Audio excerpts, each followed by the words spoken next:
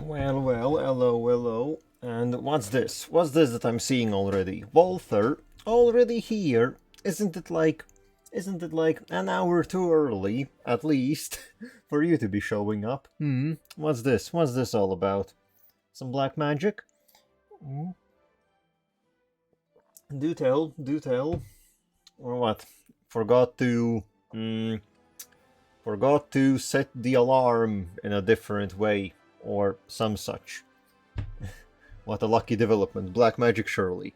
Yes. Well, actually, black magic is sort of our most hated thing, no? We like that light, right? Uh, something. So I'm not sure. I'm not sure how this is gonna work out. But surely we won't have trouble. But yeah. Back to it. Had a bit of a break yesterday. As I said, not quite sure what I'm gonna do with Tuesdays going forward. I just assume at some point something is gonna pop up and it will fit nicely into the schedule. For now, it is what it is. Though I did use the day ever so slightly productively. I finally set up the connection to the YouTube VOD channel, and I only upload. I guess I've uploaded most of them, but only published one, the first VOD. But at least that means the rest are on the way. As much as that matters or doesn't matter, I don't know. We'll see. But at least that will be available if ever there is need to, I don't know, need to go back, check something, take a look, whatever it may be. Now, just I have to go through and I guess set up all the descriptions and everything and publish all the rest and I guess catch up to where we are currently. I imagine I will get it done over the next week or something.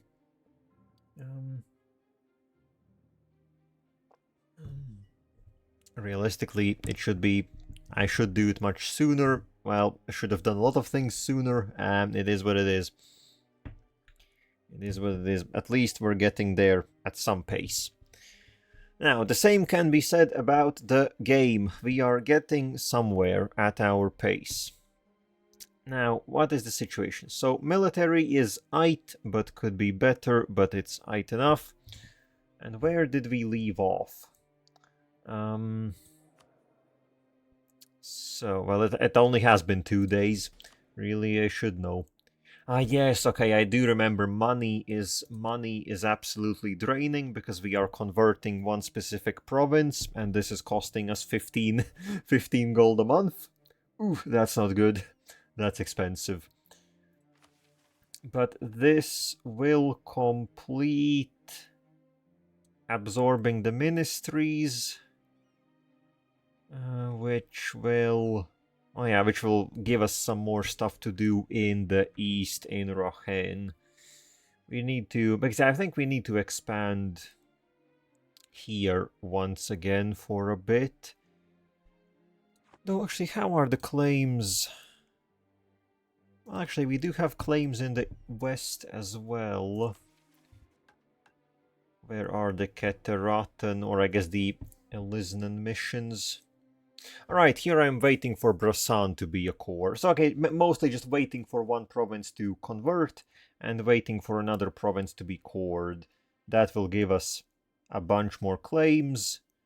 And we will have to fight and wipe out Elisna. Which they themselves don't have a military, but they are allied with Ovdal Tungur, which is a bit more of a substantial pain in the ass. Not really militarily, but they are dwarves, and fighting dwarves is, well, it's something, all right. And also, there was one thing that I had absolutely entirely forgotten last time when we became an empire. We can actually have a navy now. Well, I guess not quite yet. We still have the legacy of the Desert Legion. And even when that goes away, we don't have that much naval capacity, but at some point, relatively soon, we'll be able to actually have a navy of some sort. I guess not. No, I guess not as long as we have the legacy of the Desert Legion, because that's gonna be for how long?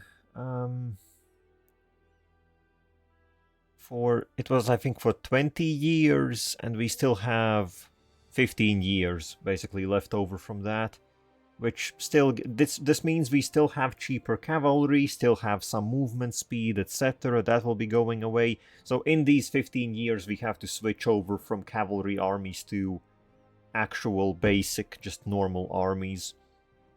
But some negatives are also going to be going away. The production, taxing, efficiencies, governing capacity, stuff like that. Okay, well, so what's the plan currently? I guess chill for a bit until we get some more claims. I guess that was that.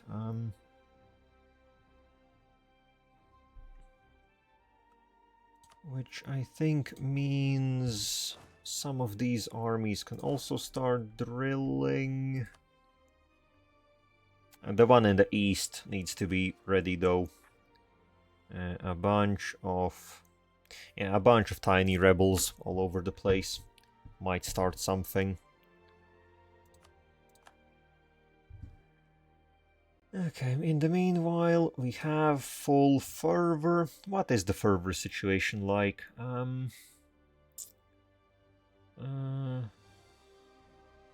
Do I care about switching to duty? Or do we just sit at full fervor? Honestly, the bonuses from sitting at 100 fervor are quite good. I guess construction cost isn't that big yet, but soon enough when we actually start building buildings, that will be huge. That will be absolutely huge. Trade is always good, and separatism, not having separatism is also always good. So, oh, what is this? Someone is... Oh, well, it doesn't matter.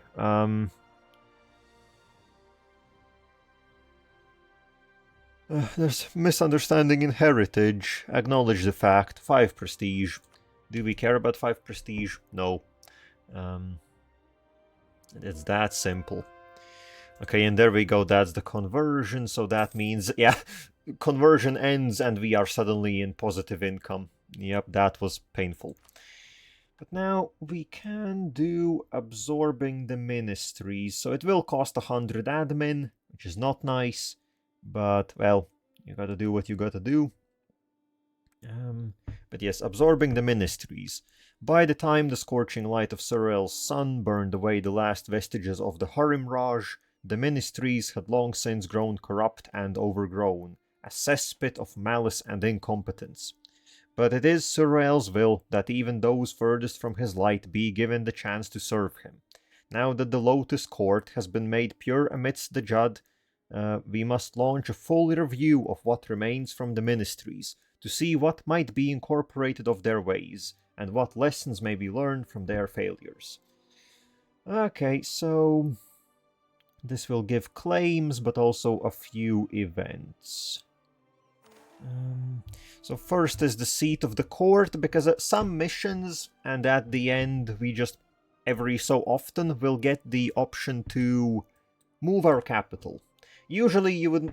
This is basically meant to be that you move your capital when you get a new ruler, since our ruler will be living basically forever for all intents and purposes. Some missions as well as... yeah, just some events allow you to occasionally move your capital. And yeah, staying in the same place is bad because it costs stability, which is a bit of a shame because I basically want to stay in Askasur permanently. So we will just be hopping around a little bit. Because yeah, now we unlocked, because also as time goes by and we conquer new places, we will unlock new potential capitals. Here, for example, Denijasar, but I don't care. We are, I guess, going to Bulvar, because that's development cost and goods produced. Sure. Bulvar it is. And then the remaining ministries. No, the remaining ministers. The Raj has fallen, and the ministries of Rahen have dissolved. Their old halls and palaces lay abandoned. No more meetings are held, and no more taxes are recorded in the vast libraries of the Golden Palace of Denijasar, or the surrounding Lotus Court. However, not all is lost. There are some ministers who, while not longer running the Raj they once served, still work to maintain the libraries. Those of them who have since come to see the light of the Jadd are now called before the Divine Herald. They bow deeply, greying fur long and thin. Your radiance, the oldest starts. We have come bearing gifts. Within these libraries is the full administrative architecture of the Raj at the time of its fall. It lacks the information of the most recent years, but that can most easily be done once these lands are once again ruled from the Golden Palace. It would be our honor to serve you and handle the integration of these provinces into your empire, for the light of Surael. Splendid. So what does this do? 25% discount on core creation in the regions of the Rahen Coast, Rakhadesh, and Dujat. Oh, I think this is a new one. I think this has been changed, because that's... So, Rahen Coast, Rakhadesh, and Dujat. Let's see, where is that? Oh, those are actually the big ones. These are the big regions. The Rahen Coast is basically all of Rahen. Dujat is this middle region,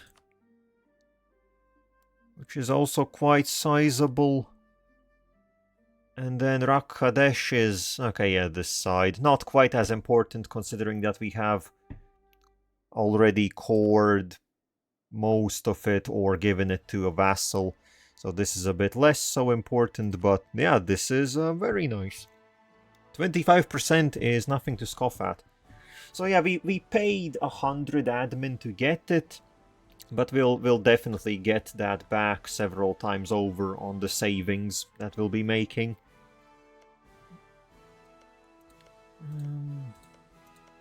Because while this isn't maybe the highest development land, there are, at least along the river, there definitely is high development land. So saving something here will be good. Okay, plus this did give us claims, didn't it? Yeah, some substantial ones. Some substantial ones on, I guess, yeah, perfectly on all of these tiny nations. And then over here into the Bhuvauri lands, and I guess we reach the river. Well, yeah, we reach the coast, basically. So, and I guess this will have to be what we do. I guess some coring is still ongoing.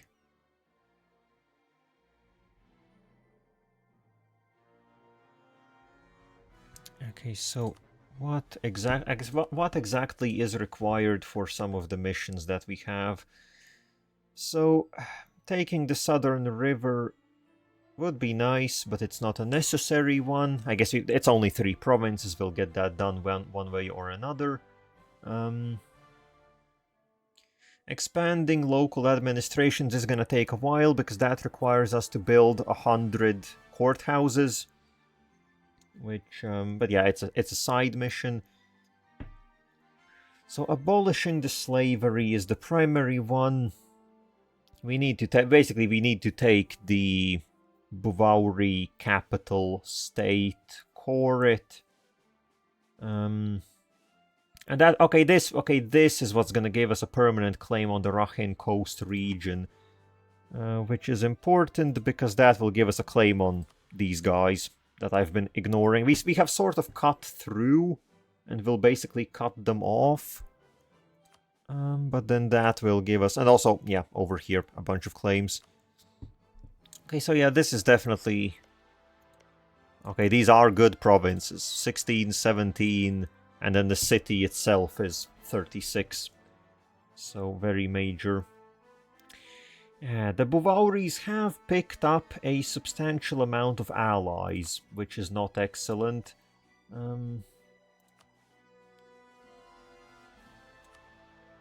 Okay, this is just a single province. These guys also don't matter. Okay, so actually looking at it, they have picked up a lot of allies, but, well, actually, they're not all that good allies. Okay, so nothing to worry about, really. So, I guess we have to push in the east. That's what we gotta do. For now, we can ignore these little ones. We'll pick them up whenever. But here...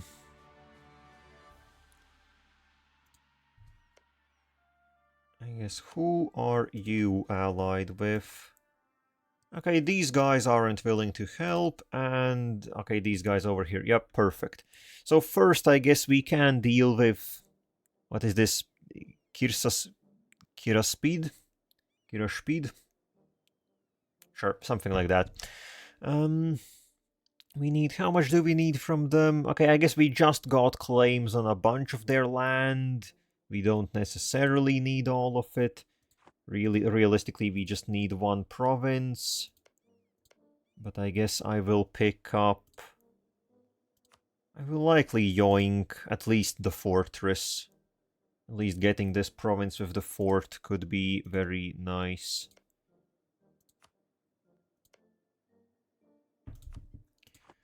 Okay, so I guess they're the target. So actually, no drilling. Forget about that. It's time to head east. Time to head east. Because how long? I guess, what's the situation with Byzantesh? Oh. So we have a peace until... Yeah, right, we still have a peace for 8 years with them. I also need to remember to,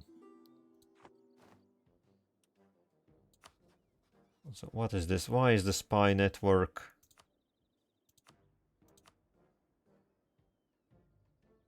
What has happened here? Have I...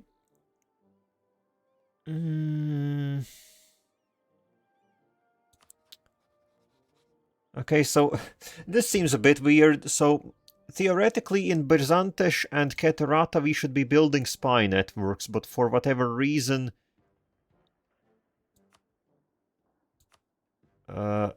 we are... Why is it improving relations? This is... It says building spy network, but it very evidently is improving relations. Okay, something is... well, that's no good. Something has gone wrong. Yes, let's see. Can this be fixed?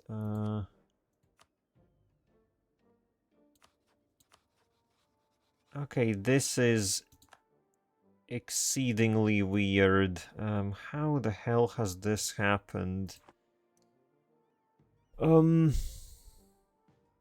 Right click to cancel. Okay, well, okay, at least I can cancel it that way. Would be a bit disappointing if those diplomats had been just, I don't know, lost in the void. This does mean we have lost our spy networks, which is not perfect. But I guess they can be rebuilt.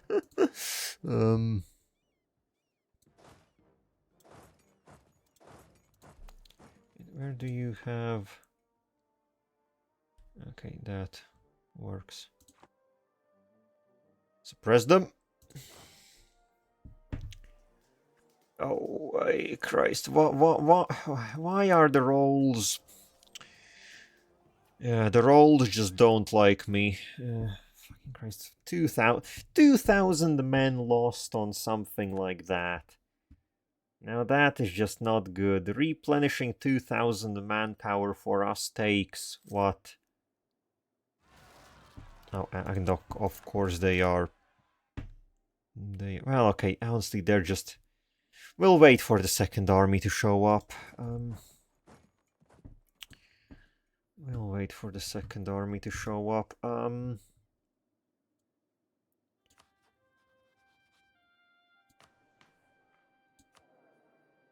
Okay, we have discipline. Yeah, we lost army tradition back when we had that one event, which I've forgotten.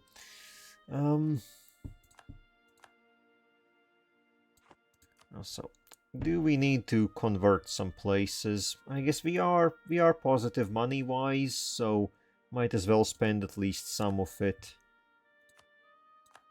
on conversions here and there, where it's cheaper. Yeah, currently it's the economy. I guess it's our economy is struggling a bit. That's why expansion is getting a bit hampered. And in order to boost our economy, the primary thing that needs to be done is just I need to turn territories into states, but that is very expensive on ye old admin.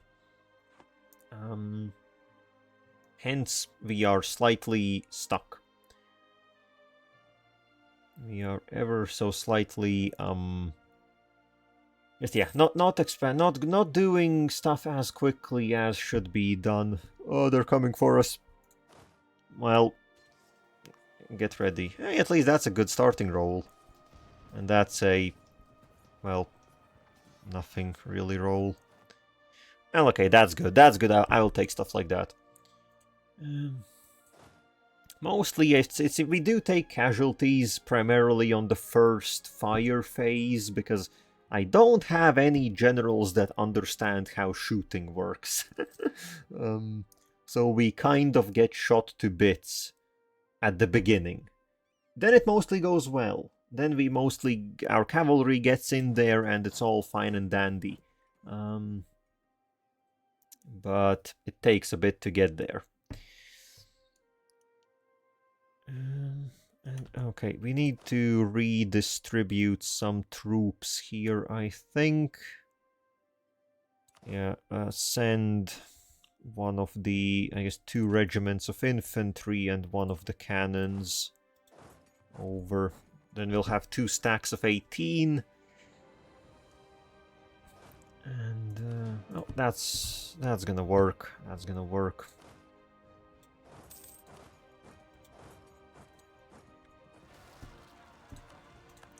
Well, you'll deal with that yourselves, surely.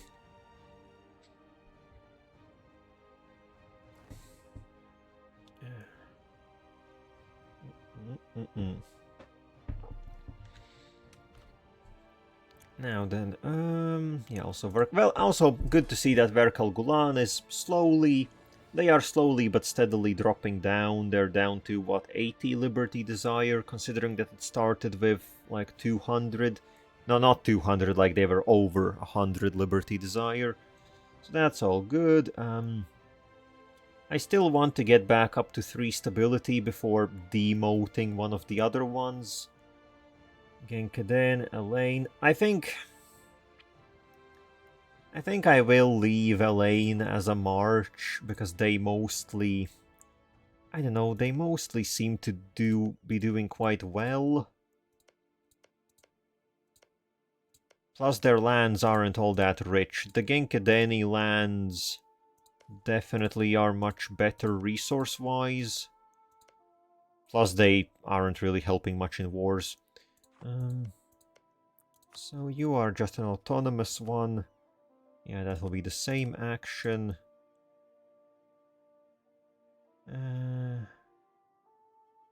Well, yeah, Elaine is the same situation. So what are we looking at here now? War?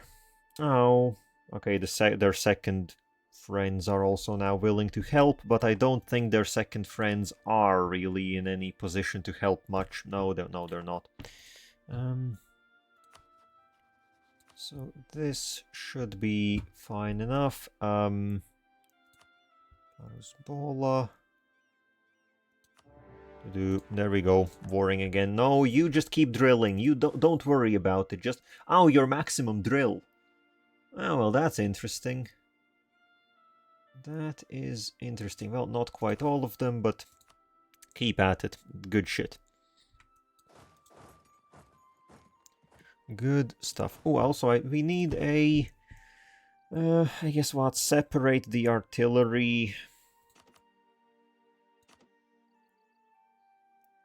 Separate the artillery. We need a siege general.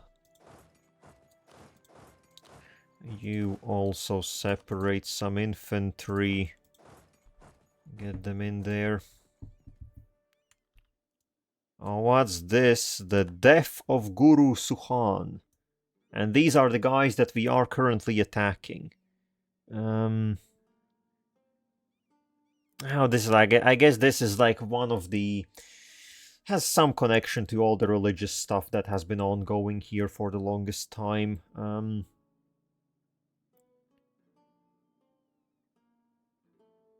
Effectively, yeah, their Suhanic reformation comes to an end. Okay. Well,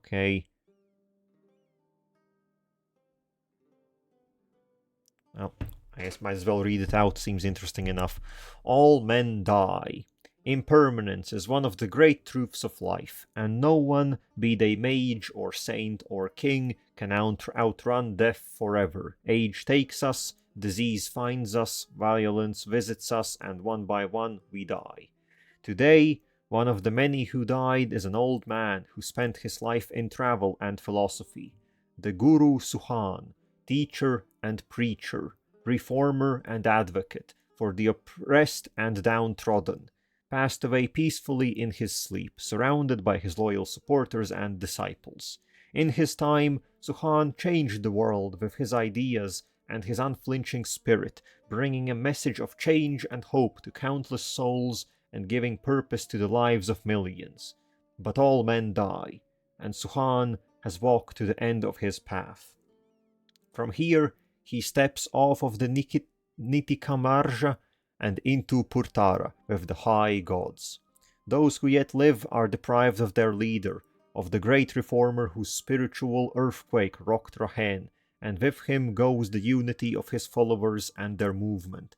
Whatever follows, the faithful must walk the Nitikamarja alone now, and contend with those who deny Suhan's message without his guiding hand.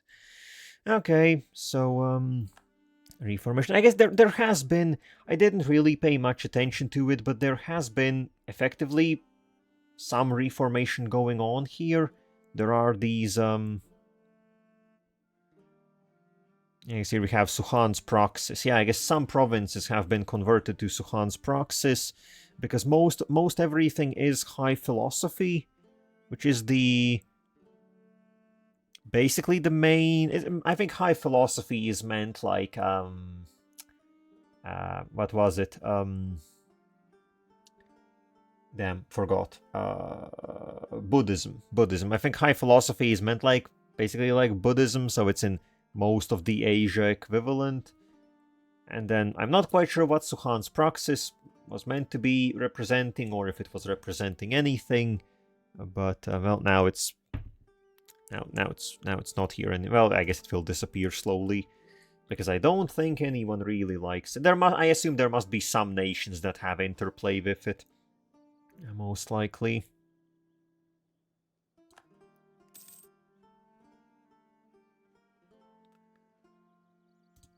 Okay, looks like as we send over the other cannon. Send over the other cannon. So we are theoretically at war with these guys, but yeah, all that means. And oh, would you look at this? Where did you pop up from?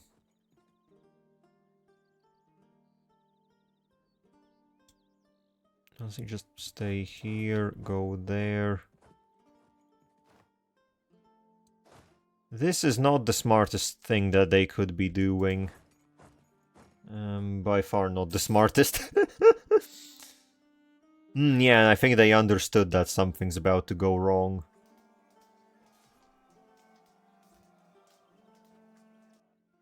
Well, so much for that. And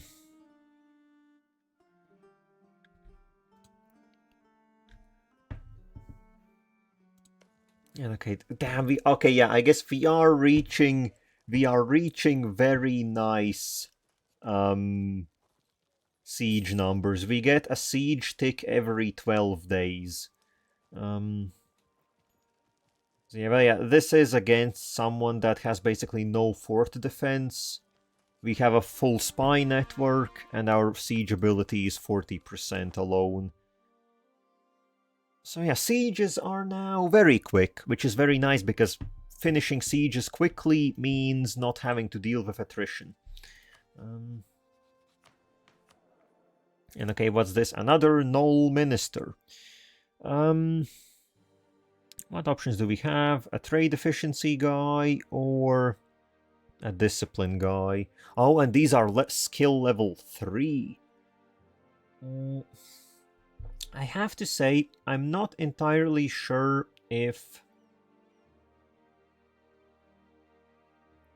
Oh yeah, also, I think I should be... How much do we pay for military? We do, I guess, since the first age is over, we do not have free war taxes anymore.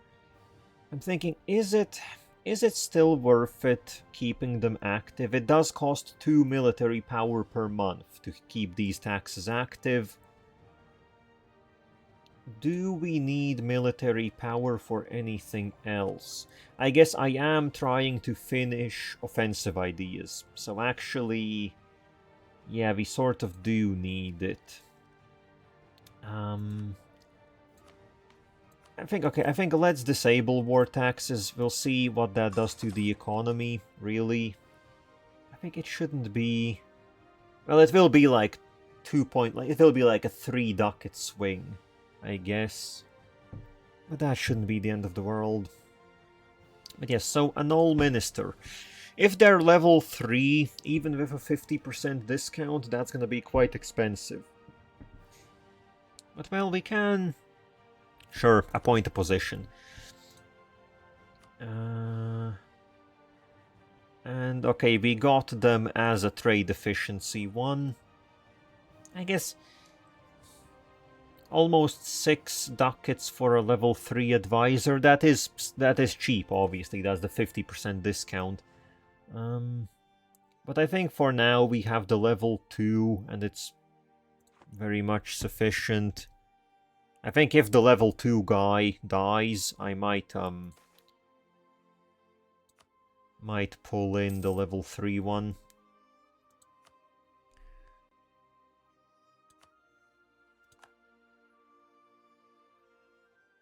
Okay, that's the siege done. So you all, I guess, continue to the capital.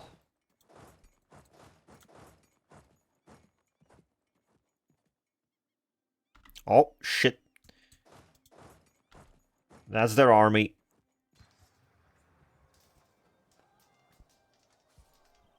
Come on, get there quicker.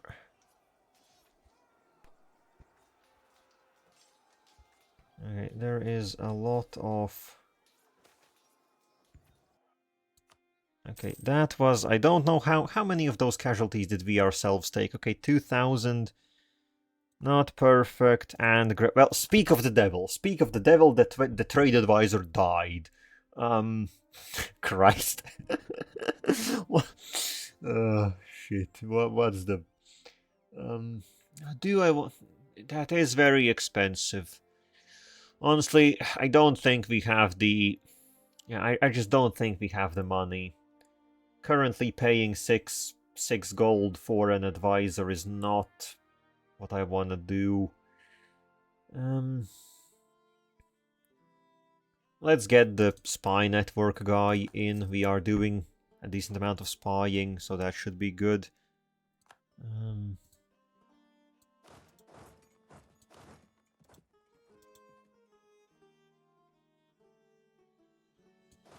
Okay, deselect you. You guys move on over onto... Yeah, that battle was a bit unnecessary, unexpected, unneeded. I don't know. Well, I guess as long as it works out.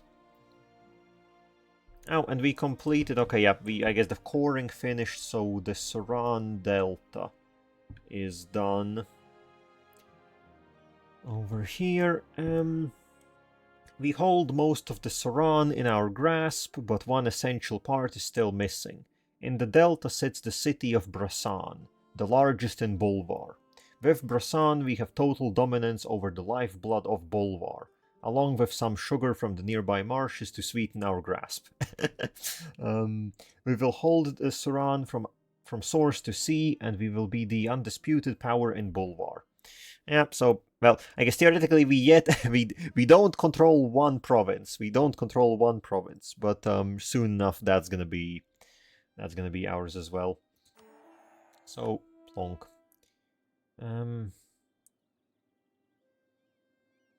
Yeah,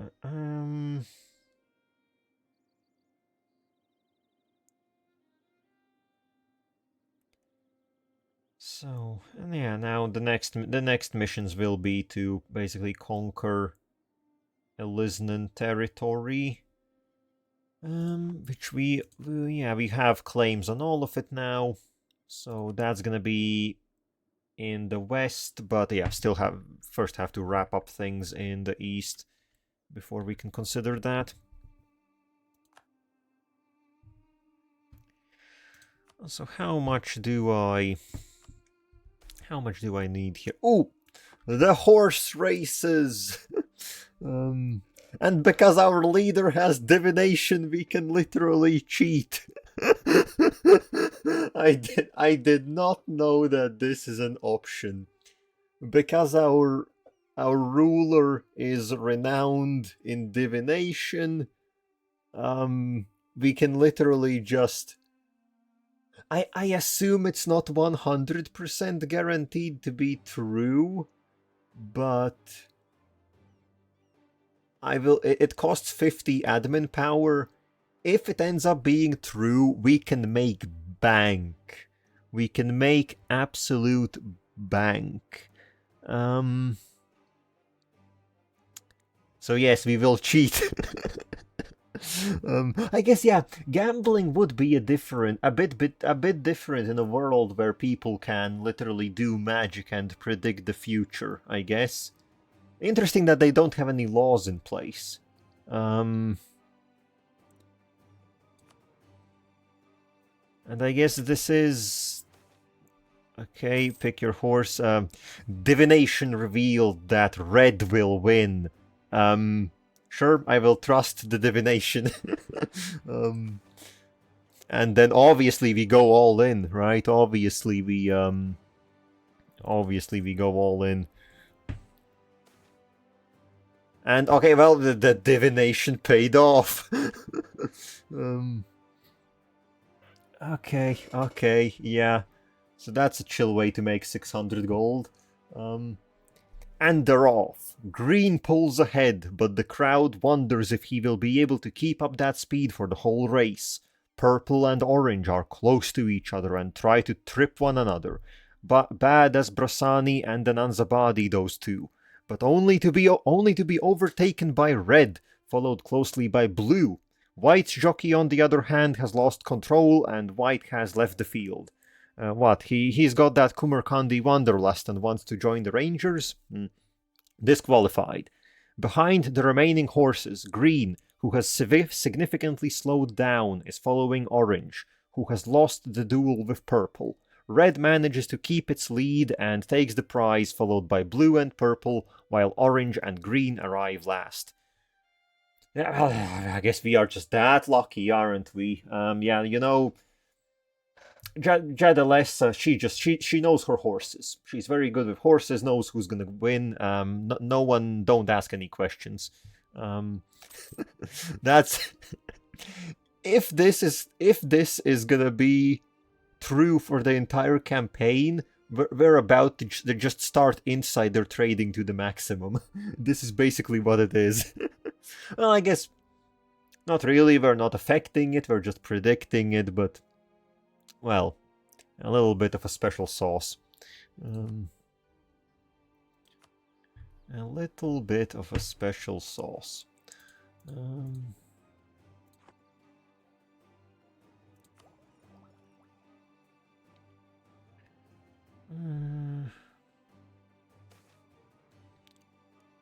Oh, remove. No, not the Nebuchadnezzar. Divine Inspiration. Yes. Divine Inspiration indeed. Also, I guess we can pick up, what is it? Yeah, the next military tech is quite far away, so we can pick up a Grand Army, 15% land force limit modifier, and special unit. Oh, it's special unit cost modifier.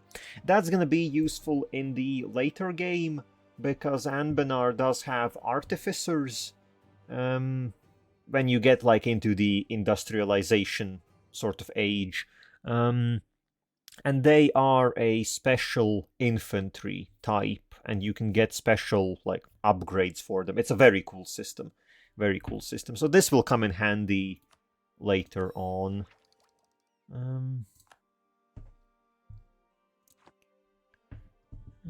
Okay.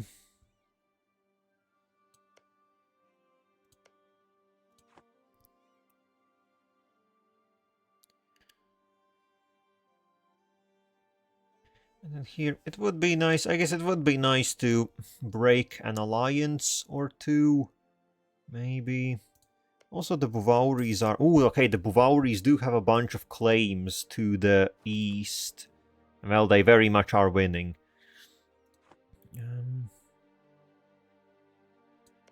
So, but I assume... Yeah, they are draining manpower in their wars, so... Well, I guess so are we. Okay, that's the siege done.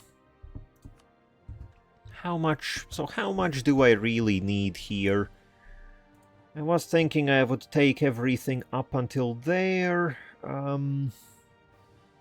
Because that is, if I'm not mistaken... Oh, we do have... Oh, this isn't even the city, this is just a province. Okay, so we can throw that into the deal as well.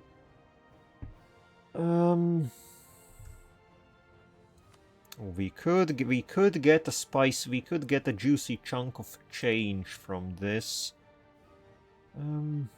Plus, yeah, as I said, it would be nice to break an alliance. Okay, so we can get all of that. No money, but not that important. Or I guess we could siege down one more fort.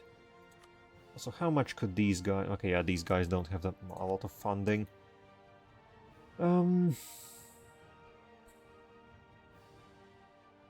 Sure, I guess money would be good. So, go here, siege down another fortress. We will squeeze some money out of them as well.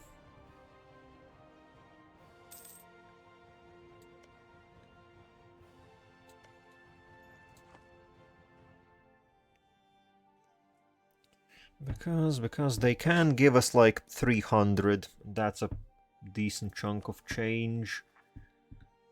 Oh, okay, some have to watch out a bit for some potential uprisings. Then again, also, what are you doing in my lands? What are you doing here? Are you at war? No, they're just chilling. Sure. Ooh, the command has run out of manpower. That is... Obviously, they haven't run out of men in the field, but... It definitely is interesting that they have any manpower problems, like, at all. Usually I'd expect them to just be doing fine and dandy and everything.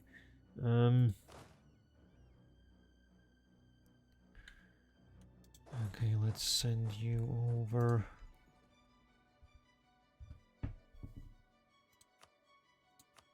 Okay, so let's see, I want all of this. And then... well, we can almost get... I mean, yeah, we get this fortress, then we'll be able to get all the land, all the money, and even break an alliance. Ow, disease outbreak. Ow. Why are you like this?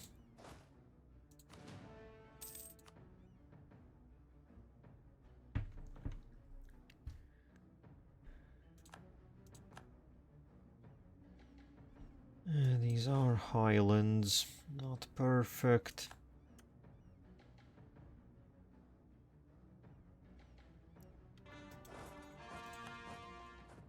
Crossing penalty, what you mean?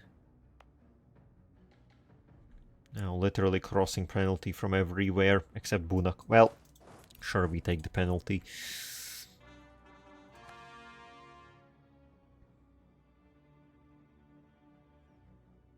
You stupid.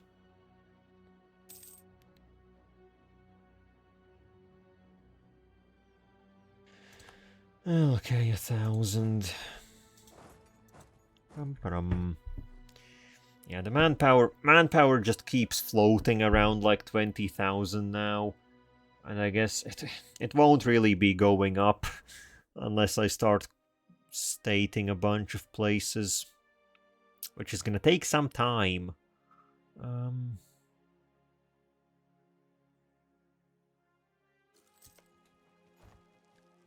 God damn, how, excuse me, how much? Oh, because it's, of course, Elaine are the ones that are leading the siege. No wonder this is taking so long. I very much would like it if there was a way to, like, change who is the primary siege leader, I guess. I guess I could tell them, wait. I haven't even allowed attaching. Well, okay, sure, they are just doing it on their own. No, General died. Piss. Piss. Well, I guess I have had these generals for quite a while. So, understandable, I guess. Some of them are gonna kick it. A more free conversion. That's a okay province. Very cool.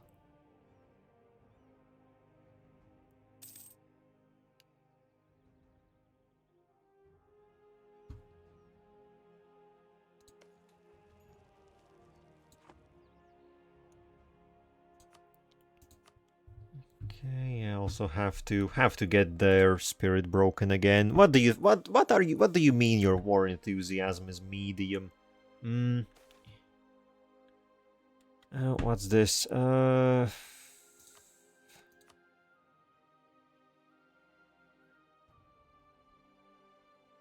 Suspects neighbors. Well, they are Liznans, sure.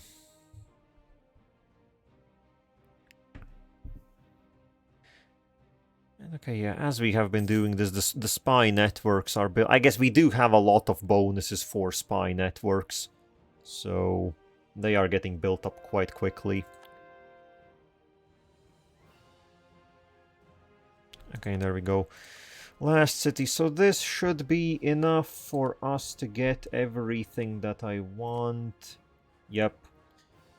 Well, yeah, honestly, 400 gold. That's honestly a lot. Yeah, that's gonna be a third of what we currently have in the bank. Thank you. Very good deal. The art of the deal. And yep, only it said on paper it would cost us 200 to core everything, but only 130 actually. Yeah, there we have the remnant administration is another 25%. Very nice. So yeah, actually, in these lands, wherever we have claims, it's basically 50%. Yeah, core everything up. Very nice. Okay, the Bhuvauris took a chunk. And speaking of the Bhuvauris, I guess might as well deal with them right now. While we are in the area and while everything is happening. Oh, I forgot about these guys. Brosani separatists. Oh, that's a lot. Quickly send the some army. Some army has to get over there real quick.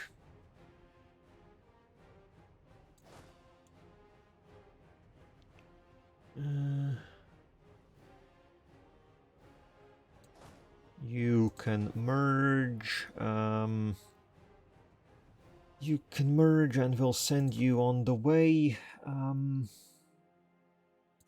Take an actual general and get moving. That's gonna take a while. But, well, Godspeed. You'll get there at some point.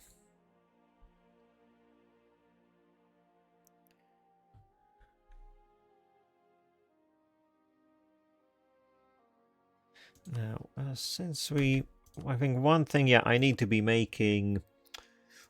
fabricate claims manually in Birzantesh. Do they have all their... Okay, so this is 3, this is 3, and this is 3. That's a singular one. Okay, yeah, we need to manually fabricate some claims here, otherwise we won't have... Well, won't have anything to go to war for. Okay. Next claim on the area will be 36. Would be nice if we could claim just all three states. And yeah, just make it extra cheap, extra good. Oh, they have a gold province. They have a gold province, they have a gem province. Glass. Their capital is grain. Damn, I thought they had something nice in their capital, not just basic grain.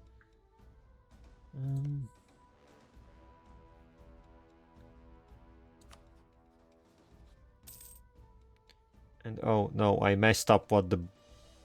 Yeah, the Blade Marches are a kingdom. Why do the Blade... What the hell is going on here? Okay, no, I thought there would be something consolidated here in Eskan, but looks like no, looks like they're just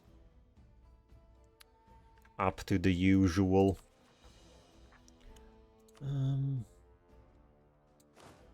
Okay, while you can do some drilling while we are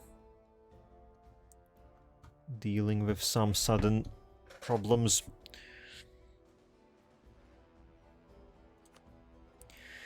So then, next up, what? From the Bhuvauris, I guess we will take these 4 provinces. It's what we currently have claims on. Oh yeah, these 3 provinces will be expensive enough as is. And then I guess we'll be able to get a little extra.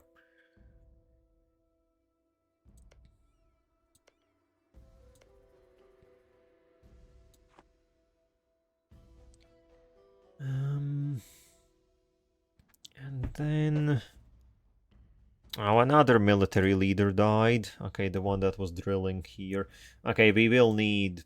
Yeah, we will need new generals. We have run out of generals. Need to do some hiring.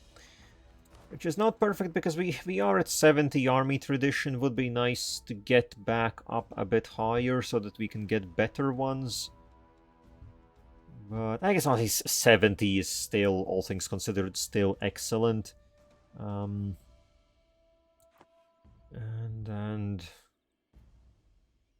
yeah, I guess currently 2 generals are. Then again, what do we now have? We have basically, what, one fighting general and one for sieges. I guess, yeah, it would be nice to get another fighter that maybe does literally just something else besides shock. No, our agent was discovered. Piss. That's not perfect.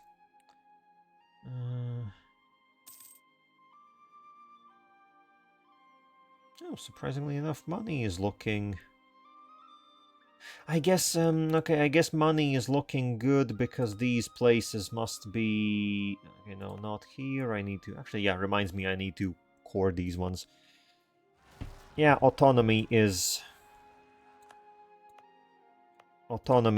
dropping down in some of these. So, actually, why is autonomy so high here? What is this? I guess nothing particular, just it is what it is.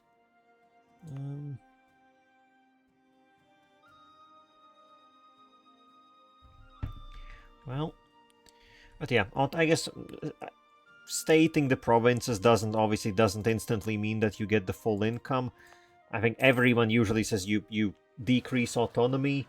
I don't know, I don't overly like doing it. I usually wait for it to naturally decrease. Oh, and nice, we got an event which increases Harimari tolerance to coexistence. Very nice.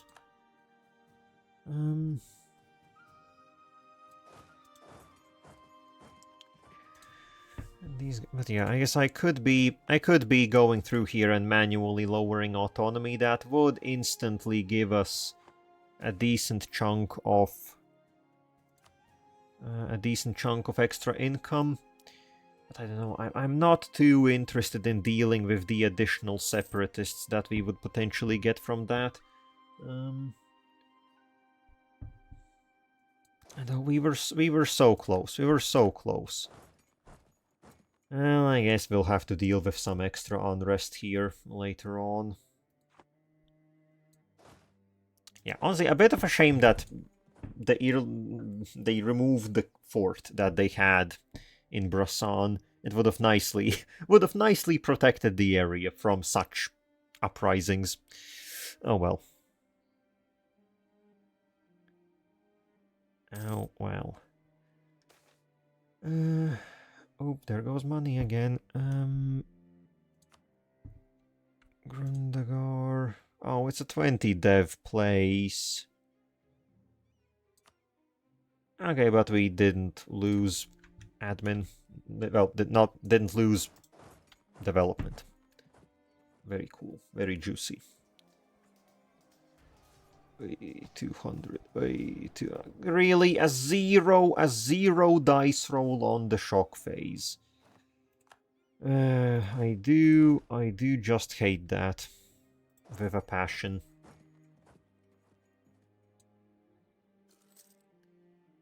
Oh, and what the hell is this? Why does Koroshesh exist? Is a commercial enterprise of Keterata. Okay, so I guess Keterata released them as, like, they released the coastline as a vassal? Well, not a vassal, just as a subject, a commercial enterprise. First time I see anything like it. Interesting. That certainly is a choice.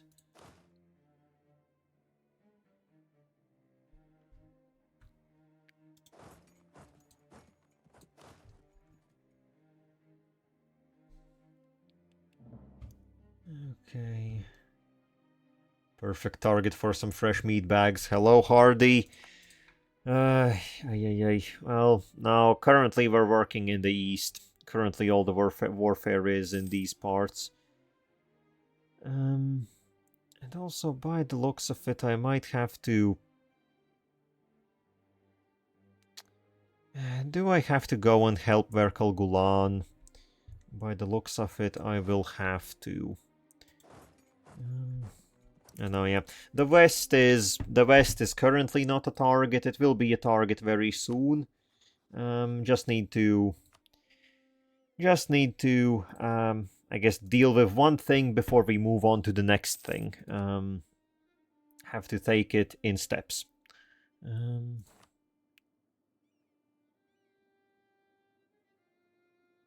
How personal? Oh, actually, do I even I guess they do have 2 forts. Yeah, sure. Let's keep the.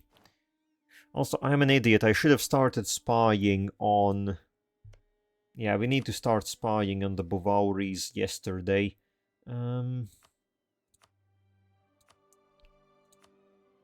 Let's get that started. They have a decent amount of forts, and I will have to get through all of them somehow. Well, not all of them, but at least the capital. We'll have to take that, absolutely.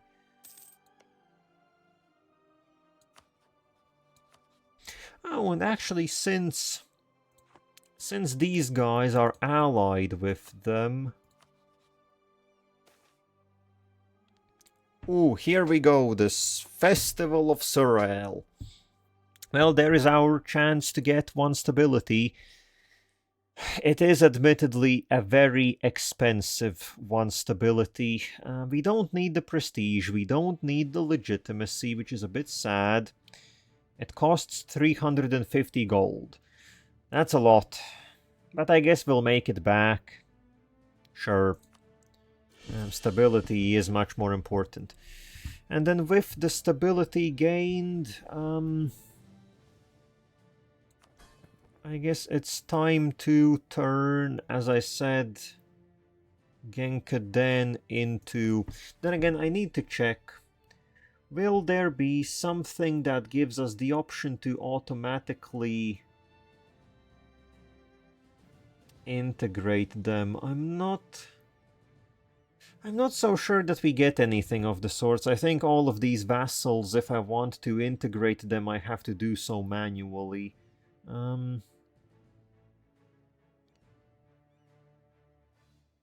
So...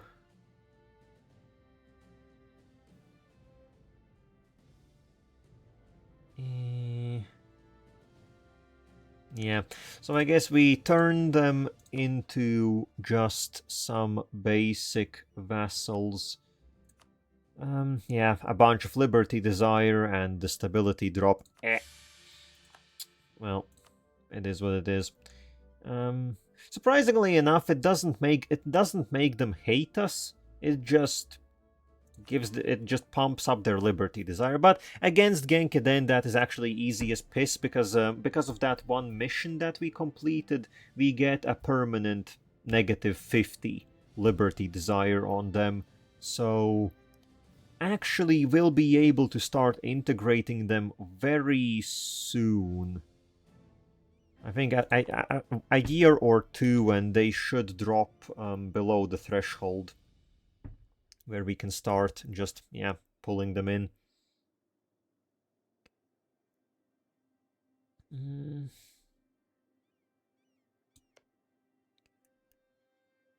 Let's look at this. They also have Dame's Tier. Dame's Tier is it's basically magical meteorites. It's magical space rocks, and everyone snorts it, and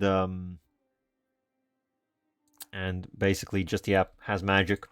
They use it in magic potions or whatever. It's basically the best trade good you can have, mostly. So it would be nice to get that province from them. And also, bad news, we now do neighbor the command, which is bad news bears. They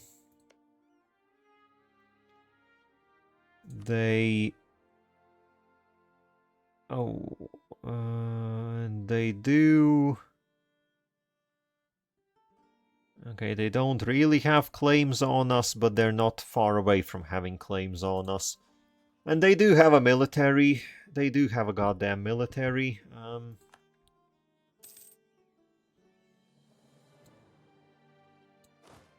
this finished. Sure, I don't even know what happened there. I kind of forgot to look, but it's all fine.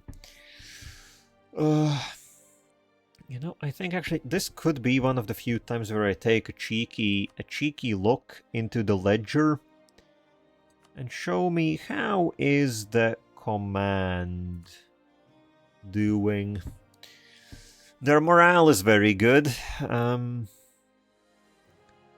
They have very good morale.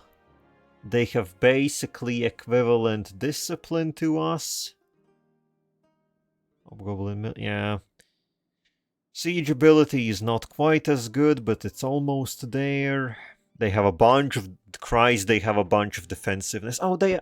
Don't tell me that they have lucky. Okay, actually, if lucky... I thought I disabled lucky nations. Or no, did I leave them on? Well, that would explain why they are doing so well. If they have the bonus from being lucky. Tradition is much similar to ours. Professionalism is basically nothing, though, which is a bit weird because the command is meant to be similar to how the Jadd starts with a lot of army professionalism. The command is also meant to start with a very professional army, very well trained, drilled, so they have high professionalism. I think this might be the reason why they had so much manpower at the start, because basically they burned all of it. They burned it all the way down to 0 and just got a shit ton of manpower from it. But, oh yeah, all of that said and done, they still have 100,000 in the field. Admittedly, our force limit is now also very big, up to 80. We could even rival them. But I guess we don't have... Well, primarily I don't have the manpower to support armies of that size. But we are up to 400 admin, so let's see. I think some provinces could definitely use getting stated, like Lower Brasan. Yeah. Well, that's 200.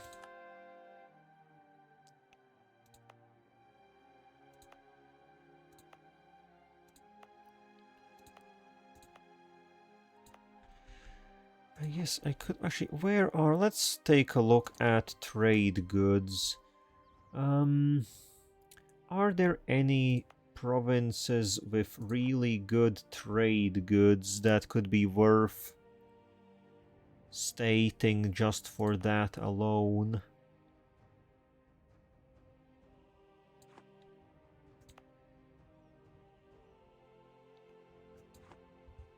I guess this has copper, it has iron, it has cloth.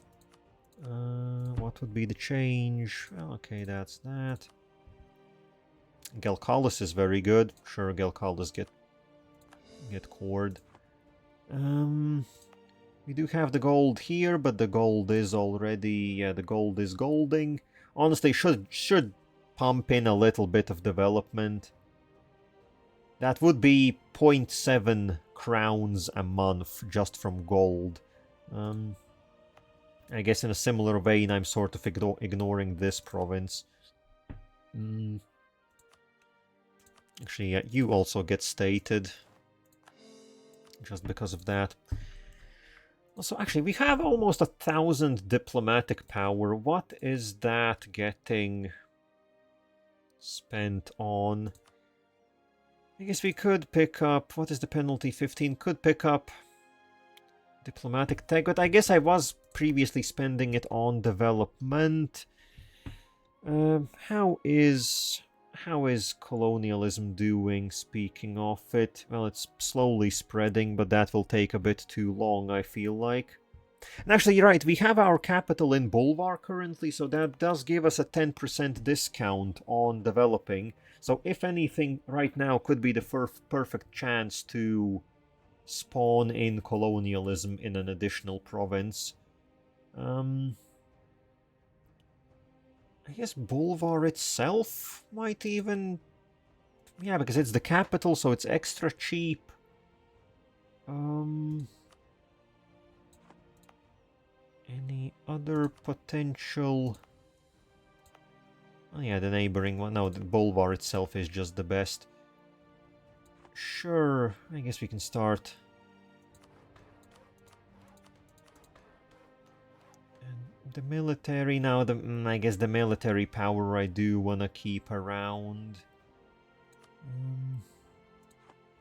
Plus we're gonna. Okay, yeah. So let's remember that. Got maybe yeah. Need to save up a bit more, and then also activate encourage development. And we'll spawn in colonialism quite easily, hopefully. Okay. Yeah, there we go. Genkaden is already under the 50% threshold. Oh, what's this? Okay, first, that's doesn't matter. Hehodovar speaks of serpent spine diamonds. So this is just, yeah, the price of gems drops drastically. Diamonds, a type of stone so durable that it cannot even be polished, save from using its own dust, has long been the most rare of all precious stones. For centuries, some Canorian mines have been the only known source of diamonds in the entire world, and even there it is only found in a few well-guarded mining regions. With the discovery of large quantities of diamonds in the Serpent Spine, however, diamonds have become something not only for the kings and princes, but also for rich magnates, burghers, or other connoisseurs of jewelry. So the Serpent Spine, for those unaware, is the big mountain range cutting its way through the land where the dwarves live. That's the Serpent Spine.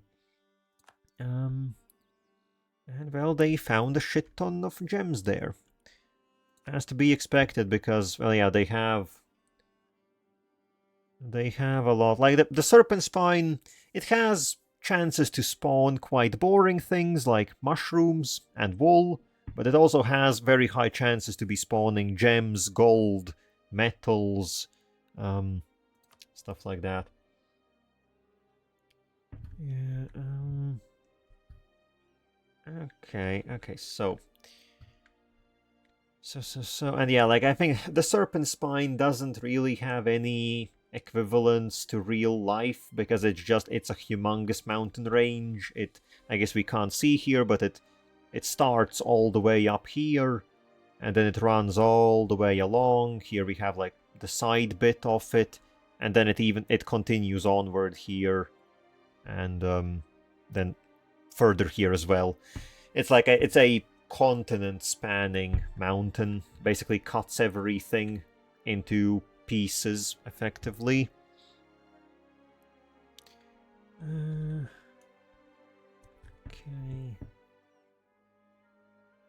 Okay, so damn, suddenly we are making 11 ducats a month.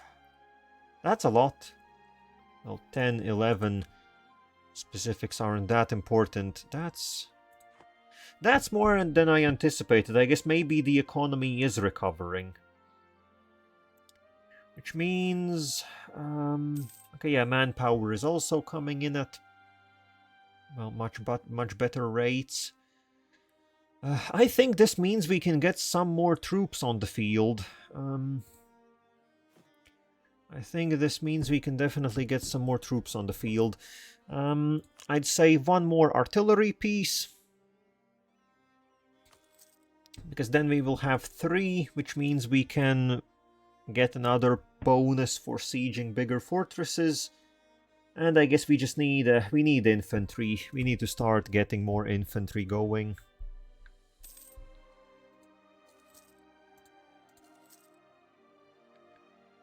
How much? I'm not exactly sure. I guess let's go... I don't want to lose too much. Okay, sure, we have 16,000 manpower in the bank for now. For now, let's leave it there. And that will be an additional, 1 artillery, 9 infantry regiments.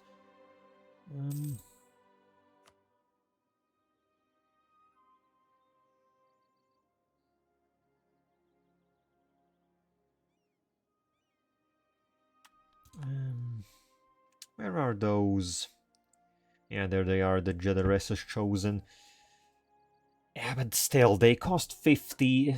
They cost...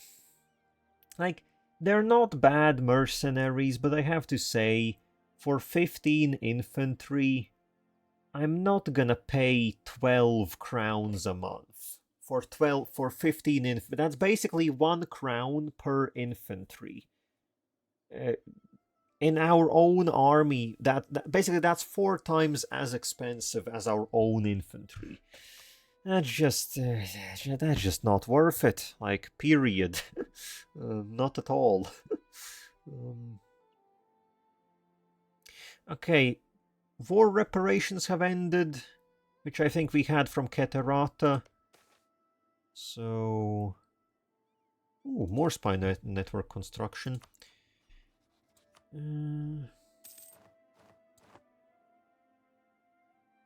Was this a bunch? Okay, permanent pilgrimages. Rebels, who are you? In a few provinces. Sure. Ideas. Okay, we can pick up offensive... We can finish up offensive ideas, which will give us 5 discipline. Recover army morale speed, but also this will give us the Black Chamber Act, which gives another diplomat.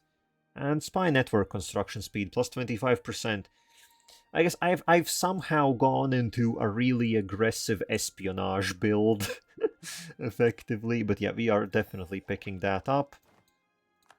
And yeah, this gives us a policy. Our first policy. And it's a decent one. We should create a dedicated government agency in charge of all things related to espionage, crypto analytics, and covert operations. So we are building our own MI6. Our own light warrior MI6. Very cool.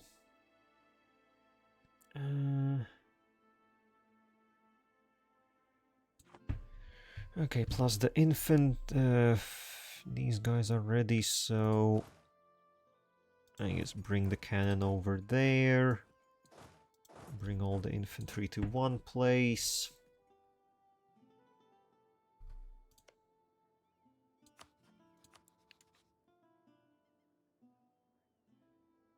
And then yeah, I think with this, now, Christ, again, what is the spy discovery rate here?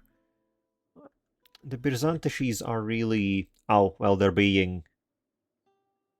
Well, maybe I don't even need to build a spy network on them. Maybe I need to build a spy network on Akkad Bahar, because it looks like, yeah, they're gonna kill Byzantish. Really, though? They shouldn't be able to. But they're doing it. Like, they shouldn't be able to do it, but by all... Well, they're just doing it. Just like bumblebees, they don't care. They're gonna do it. They're just gonna do it. If they want to win, they will win. Simple as.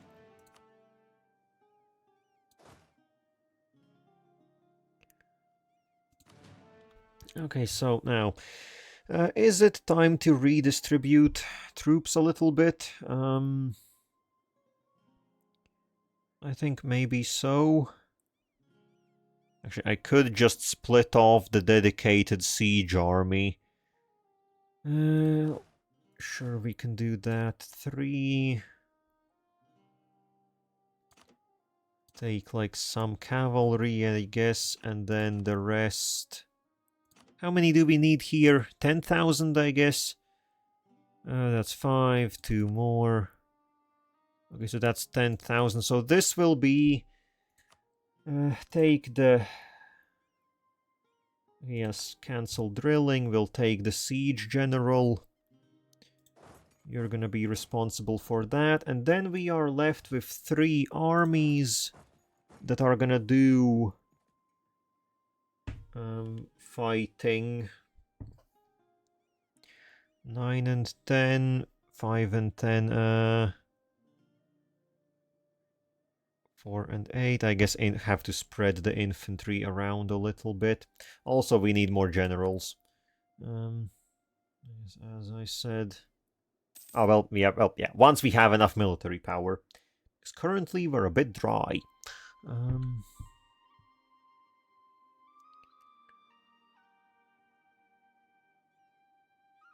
So, what are we looking at? I guess split off two. I guess we can make two armies 17k. Yeah, two armies 17k and then one 12er, which can be just, I guess, assisting, basically, in places where necessary.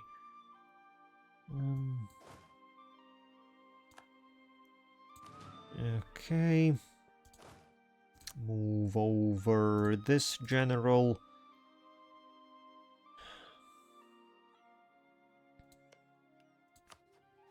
And then I think, yeah, I guess we are basically just about ready to go in here. So who will be fighting?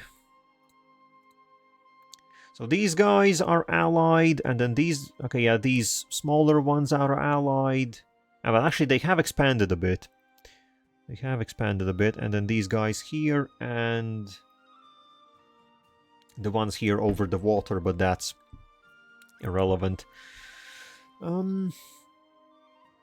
So, knowing that, also I need what? 2 provinces? I need 2 provinces from these guys that they took. Now they are slightly developed. I was hoping that they would be low development. I don't want to... Actually, I could co-obliterate them, and I don't think it will even change a whole lot. So... yeah, sure, Dunjatani. Let's say if we co-obliterate them... They have 2 additional allies that they are pulling in, but admittedly, these guys don't have anything, basically, and these guys are dying to heretics. So, I don't think I need to be overly worried about either of them causing trouble.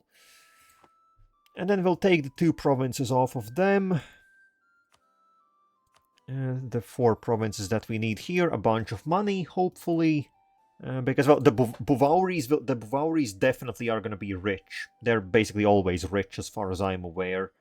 So we'll make bank off of them. These guys, I'm not sure. They don't have much good land, but maybe we will get some pennies out of them. We'll see. Okay, so that's the plan. Armies are basically in the place. We can get another general. Also, I only now remember that I keep forgetting all the time that we have a wizard leader, and I sort of keep forgetting to use spells. Because I mentioned it when we first got her, but in evocation there is war magic, which just... yeah, makes us very good, and we are still heavily relying on cavalry, so the shock damage will be very welcome. I have to remember to actually click that.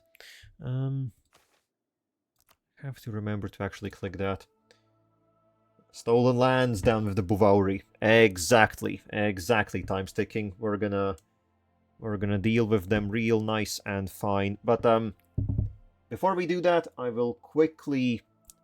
It has been an hour and a half, so I will quickly go make a bathroom break, etc. Be back in a few minutes then. BRB.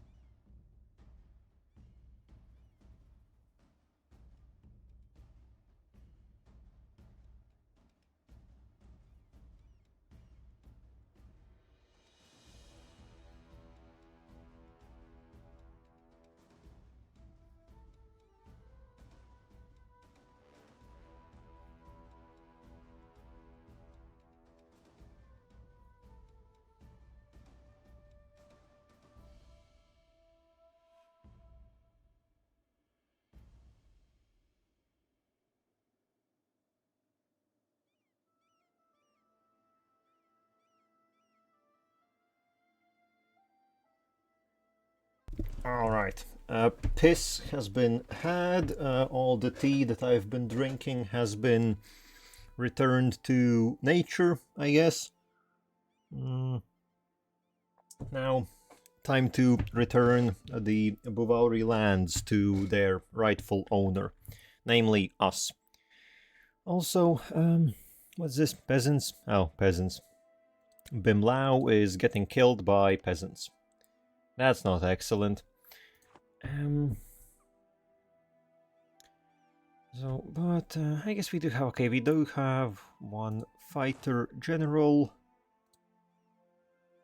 I would prefer to, I would prefer to get the war magic buff up before we go in.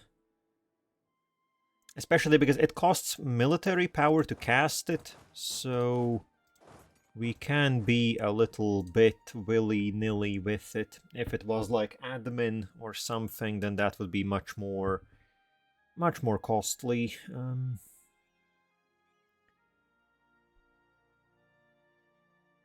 So guess what, 2 months? Honestly, we can trigger it in the middle of the war. Let's just get this started. Plus, also good, the Bhuvauris, they are fighting separatists. That's gonna be useful for us. So, just about anything, call belligerate them. And baboom. Let's get this. Bread. Let's get these baked goods. Quite a few fortresses around. Quite a few fortresses around. Which is gonna be a slight bit problematic to get through all of them. But yeah, okay, again, these guys don't have any siege defense and any fort defense, so we're gonna plow through quite quickly. And oh, they decided not to fight their separatists. Well, that's your decision, if you want to turn around and come for us instead.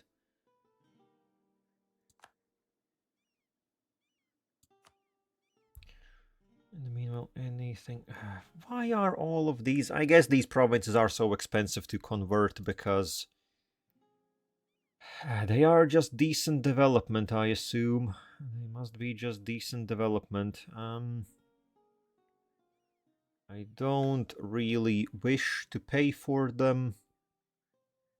But I think there's no way around it. At least a few of them we have to do.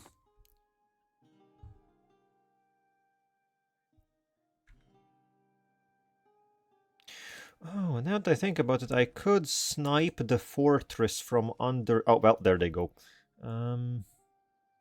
Actually, could we... Let's see, can we get there in time? No, they're gonna... Okay, no, they're gonna deal with the separatists very quickly. Also, okay, the Bhuvauris actually have really switched over to artillery. But I don't think artillery is... I don't think artillery is all... What military level are they? Military Tech 9. I guess at Military Tech 9 artillery is okay. But I don't think it's quite usable yet. I think that's a bit of a boo-boo.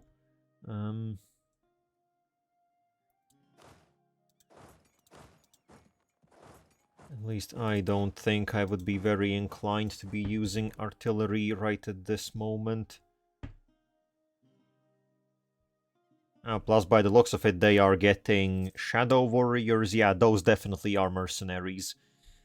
They are getting mercenaries, which means they have money in the bank. Or, well, they had money in the bank.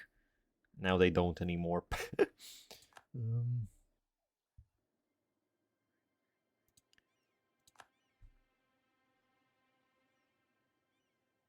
Oh, come on, up to 71%.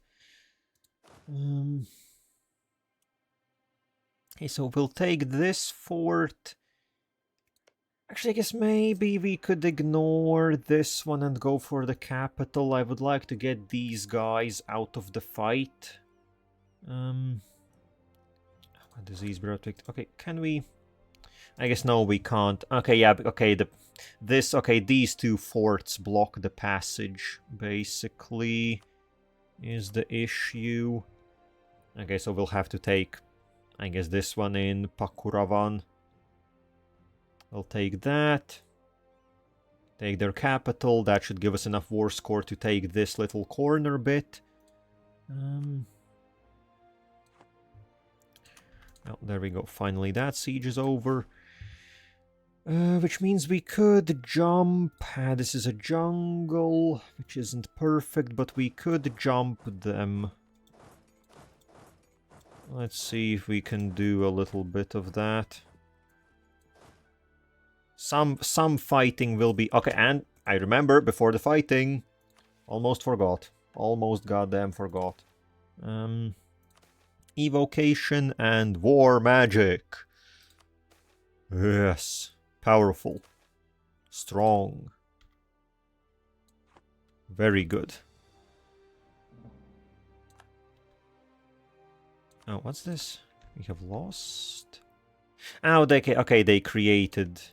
Yeah, I don't really know how this works, but the different subjects that the command creates, I guess it can, like, move them around or something. Because these guys definitely were in a different place previously. Well, interesting how they do that. Okay, this is way overkill, but get in there. Oh, don't you think you can run? And of course we get a absolutely horrific roll to start things off. Lovely. Shock phase wasn't much better. What is this? In the middle of a fight, plans for a new temple? What is this?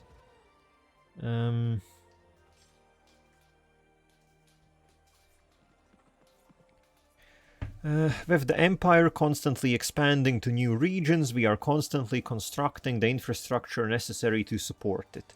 And in that effort, nothing is more important than the temples of the Jadd, a place for everyone from the regional governor to the humblest farmer to gather in worship of Surael. A recent tax influx has led to suggestions our next temple be particularly well made, to honor Surael and the Jadd. But the variety of architectural styles across the Empire would propose very different ways to do so.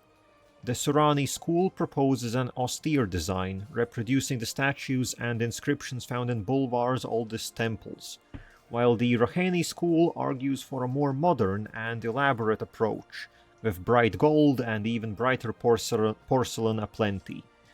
The Divine Herald interprets Surael's will, which design will do him the most honor. Yeah, I definitely do not want to lose stability, plus I am favoring the West all the time. So, Bulvar, sure. Oh, plus institution spread, that's gonna be good, because, yeah, we want to get colonialism going in Bulvar. So, that one it is. Also, can I just say, this battle has definitely... Like, yeah, this was honestly terrible. This was absolutely terrible. Their general was dog shit. Their military compared to ours should be dog shit. But we lost 3,500 men in this. How? I absolutely do not understand what went on there. That was just miserable.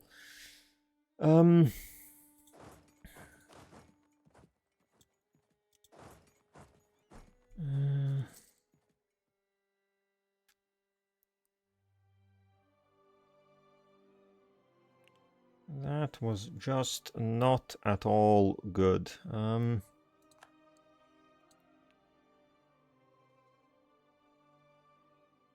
Oh, they are flooding in here. You cheeky little boogers, what do you think you're doing?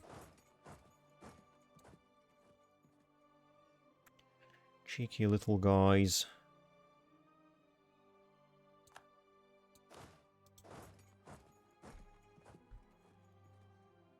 Yeah, looks like they are running all around, all over the place.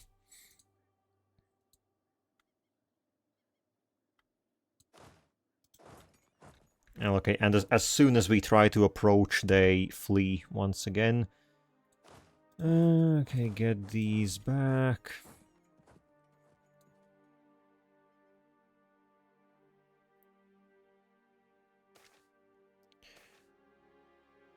Adventurers hamper Thieves Guild, very cool. And people see the light, very cool.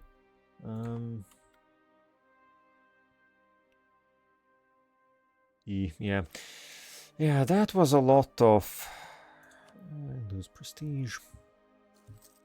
That was way more losses than I wanted to take in any way, shape, or form.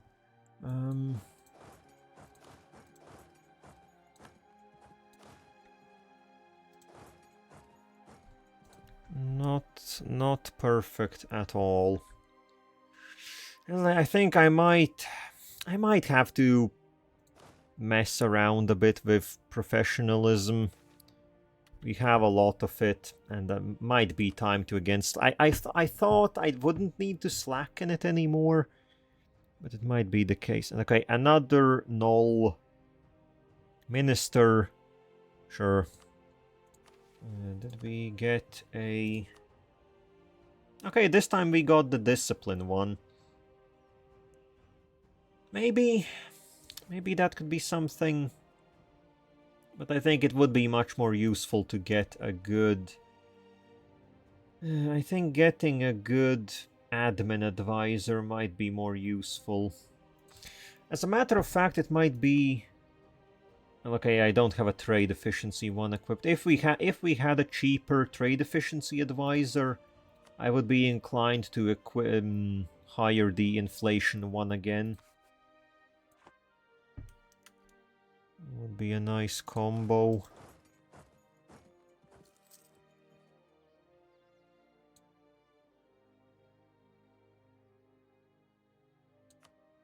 So how much? Yeah, they are still high. Well, no wonder. I assume they are... Well, yeah, just the strength of the alliance and everything.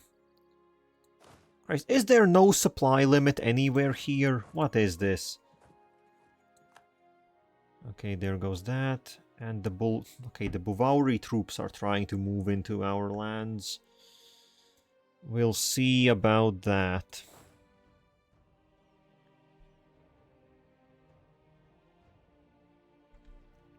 But also, am I... Okay, yeah, these guys are at war with us. Would be nice to quickly get their capital. Would be nice to quickly get their capital, then hopefully we could... I don't know, taking the capital, will it be enough to... Would it be enough to force them out of the war? I'm not quite sure, but we can try. Christ, there actually is no supply limit anywhere here. Terrible. Absolutely terrible.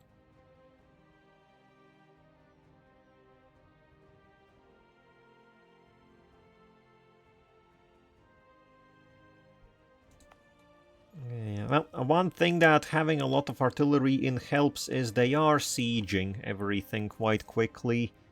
Well, not quickly, they just... Now, you... We'll deal with you later. We will deal with them later. For now... Oh, they also got a water shortage. Okay, this is a race now. Actually, get the... Well, get the actual military over there. The siege army can keep sieging.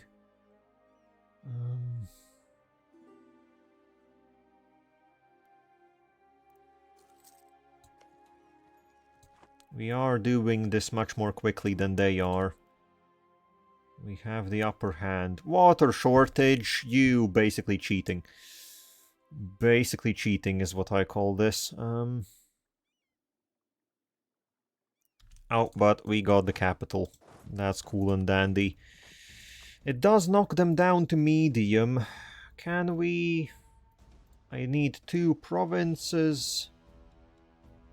And oh, they actually can give us 200 gold. Very cool. And I guess what annual treaties with the Bhuvauris. Okay, so just to make sure, are these the, yeah, these are the two provinces that we need. Sure. Get lost.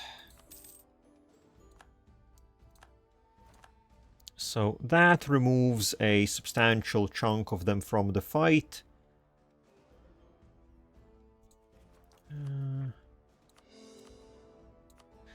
let's see, I think, how much? We have 73. I will try, okay, we need, let's see if we can get another general.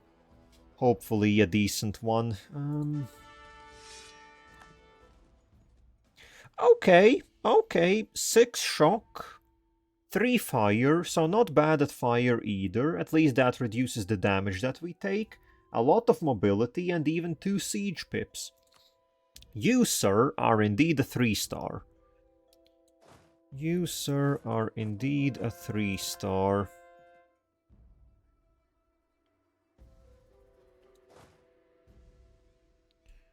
Okay, let's get these armies in there. So how will this battle go? For all intents and purposes, it should be a much better... Well, the start is definitely not good. That's a lot of losses even in the shock phase. I am surprised that their morale is so good. I do not understand how they keep fighting for so long. Taking so much damage, they should break sooner. But no, instead they cause us to take 3,500 losses, almost 4k. Again, this is no good. You can see there, yeah, I know about the ledger, and I've been trying to not use the ledger a whole lot. But, and more so, I'm just a bit surprised that they don't even have that high morale. Oh, they have 15. I didn't know they had 115 discipline. Oh wait, they have gone full quality. I thought they had... administrative and quality. Yeah, I think I looked at it early on and then wrote it off. Yeah, elves. Well, they're not elves. They very much aren't elves. We are the elves in this fight with our juicy 125. I guess, yeah, full quality. Oh, their traditions and then free slaves gives another 5. Okay. I guess, yeah, the 15 extra discipline plus their morale is... It's not excellent, but it's not shit either. I guess that explains why they're fighting for so long. Doesn't make it any better, though, for us. Still a pain. A royal pain is what it is.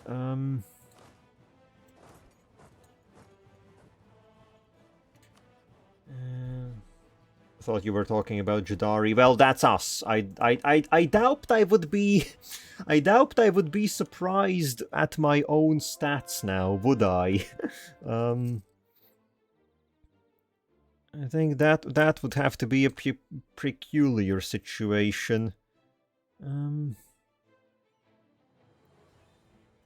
Okay, yeah, I think... where are we?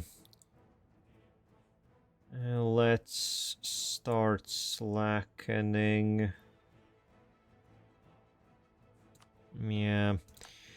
I want that manpower to get back up to something slightly more substantial.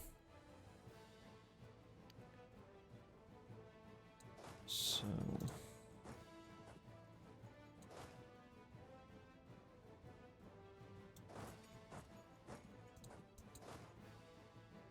Oh! Would you look at that? They're killing my rebels for me. Thank you. Much appreciated. God damn, even that cost us 2,000 infantry. I guess, yeah, the infantry are the ones Well, yeah, I guess they are the ones taking the brunt in the first fire phase, mostly.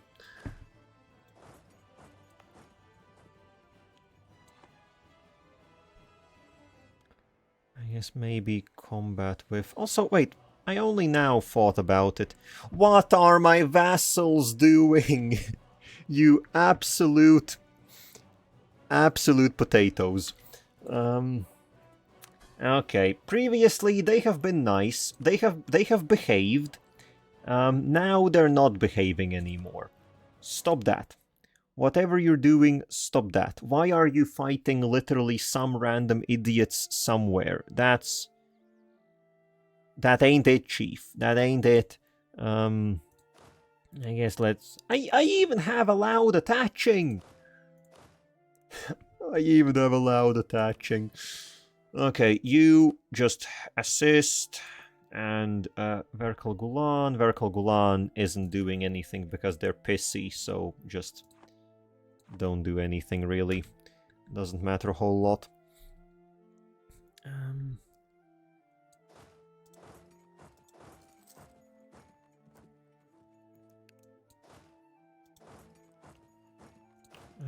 Oh, my siege general died. Just like that. Well, that's a shame. Well, that's a big old shame. I guess another general coming right up. Well, you're not good. Well, you aren't... I guess sure, you have at least one siege pip. And then you can take something.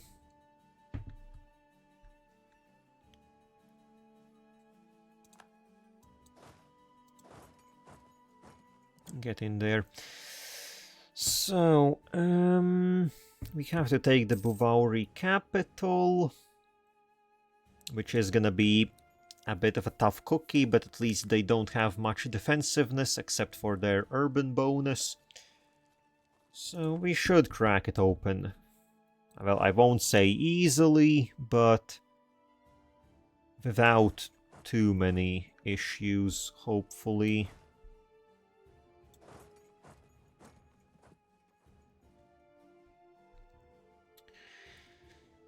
Genkaden is getting slightly sieged down, but I don't overly care for that.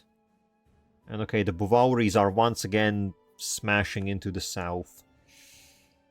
Can we? Well, okay, I doubt we'll be able to beat them in a race. They do have a whole lot of artillery, which is very much helping them out. But honestly, I would prefer to avoid fighting, just period. Maybe I just let them take that one fortress. It won't really change the war that much. Then they will have to take, well, all the other ones.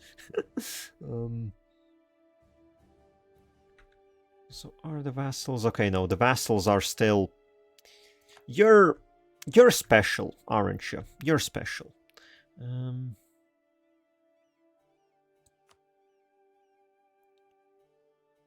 You're special. Okay, might as well continue some religious stuff while we're at it. I have too many missionaries. I have too many missionaries to support with the amount of money that I have. And okay, the constant status quos aren't really helping. And no, not my commandant. Okay, so we could get the 5 discipline level 3 one. They are 50% cheaper. Or we just get a cheap 4th defense. Yeah, I think let's pick up some cheap 4th defense. Cause them some trouble. Okay, breached walls, that's gonna speed things along. That will definitely speed things along. So how long? Yeah, basically we get a siege tick twice a month. And well, that gives us the chance to get a disease outbreak twice a month. Come on, that's not what I was waiting for. Boo. Boo-hoo.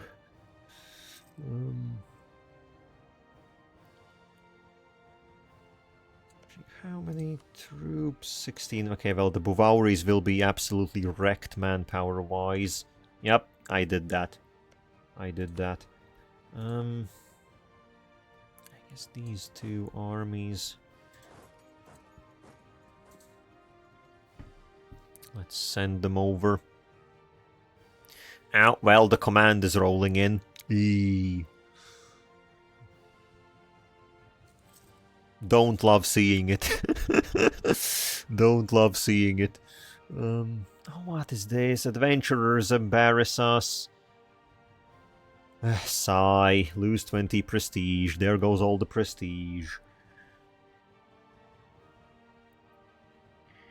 Yeah, the command is commanding around, and problem is they have one singular claim on us, which I'm a bit afraid of. I'm a bit afraid about that one claim that they have on us.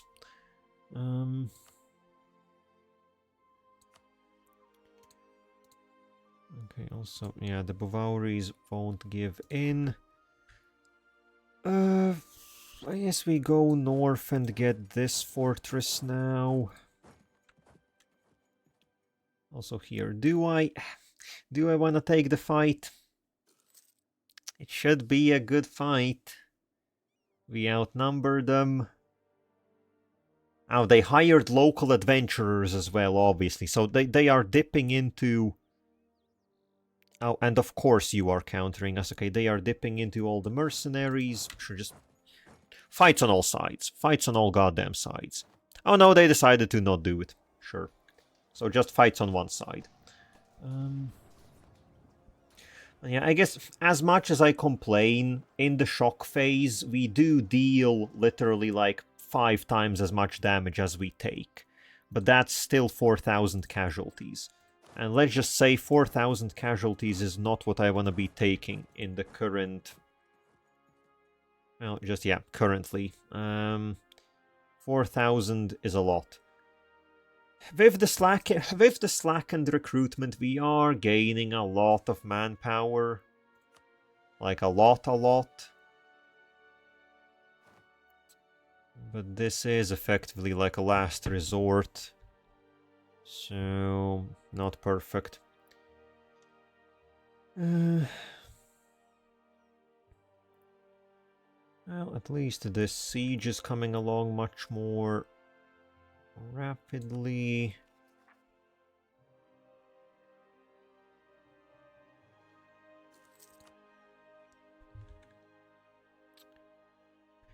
Okay, so our vassals didn't even... So, they didn't even...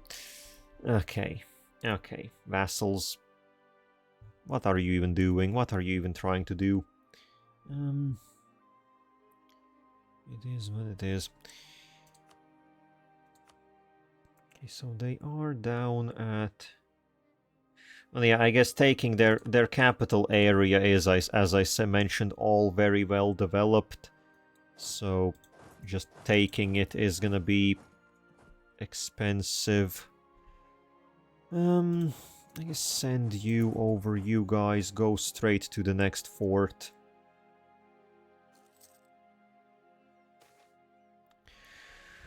Hugwei. What is this? Well, that's not good.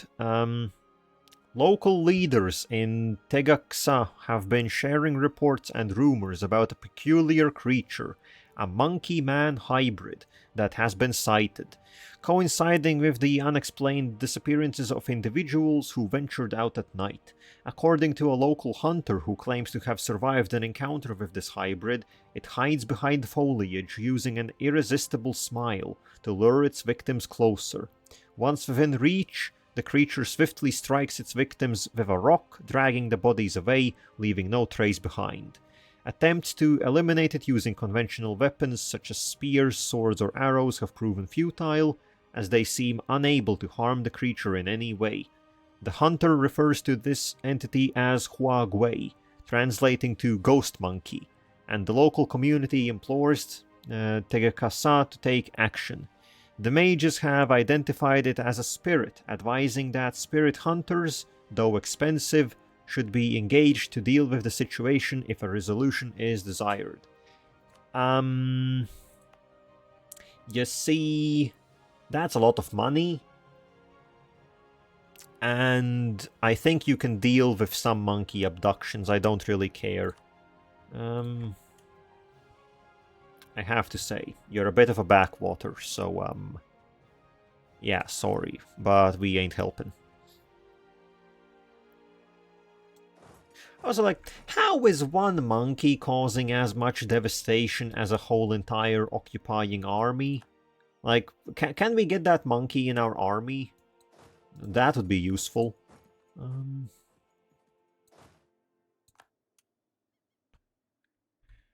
That would be damn useful. Okay, also, I think I guess what, they have a fortress still here. Iranyashar is still also allied. These guys are... Okay, I need to...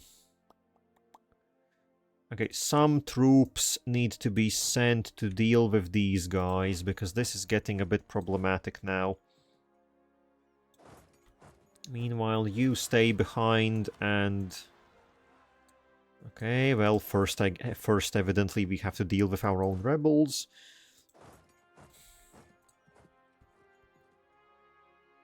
Like, I know, I didn't expect... I expected this war to be potentially a bit problematic. But then again, I did not expect it to be quite this problematic. I would say the big problem is that up until now, all wars have just been so incredibly one-sided. And no, Byzantish won this fight. Okay, this is bad, because this means I will have to take... Will I even be able to take them? I'm not even able to take them in one more war anymore. Well, that's not perfect. Fabricate claim. Either way, just pick up the next. Where is Aska Evran? Sure, fabricate on that. And then I guess we'll fabricate maybe one more batch of claims. And then that should be wartime. Well, depends how things go here, honestly. And the command is here once again. Hello. Oh my god, so many losses just against rebels.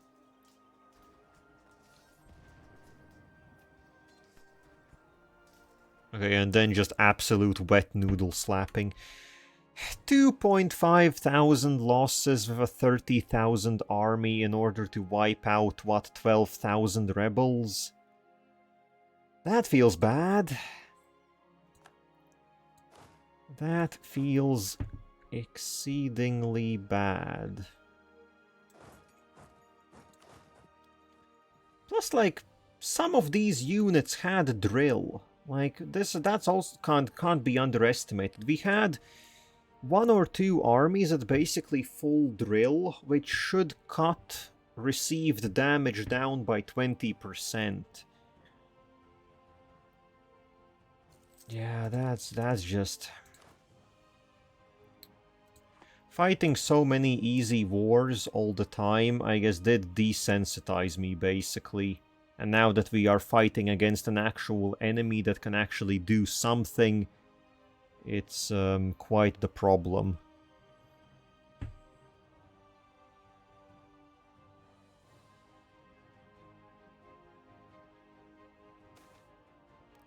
Interpreting the teachings of the Jadd. The core of the Jadd has been, is, and will forever be the writings of Jadar, and the truths revealed to him by Surael. That said, there are always further details to be worked out, and the evolution of society constantly calls for adjudications about how his laws pertain to new circumstances. Thousands of theologians and other scholars from across the Empire spend their lives working on these problems, and pondering details of Jadd philosophy. But Divine Herald Jaddalessa I is Surael's own voice on Holan, and thus the final say in any such debate. So what is this again? Either we favor the West or the East. National Unrest Advisor or Philosopher, I don't care for either of you. So let's just pick the West.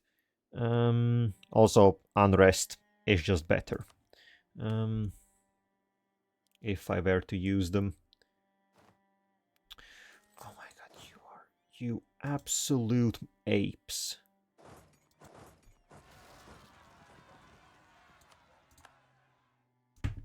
I'm pretty sure the Gankedent army has just committed suicide some 3 or 4 times at this point. They literally do not know how to stay alive. That's quite a critical problem in the middle of a war. Like you absolute apes. And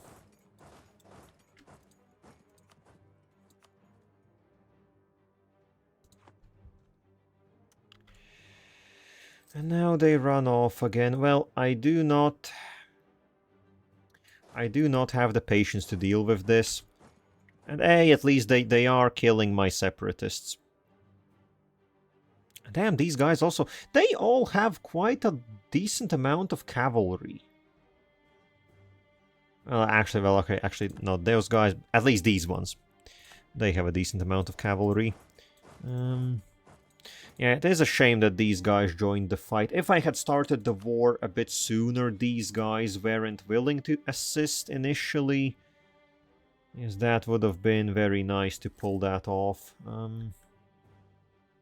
Alas, now they very much are assisting.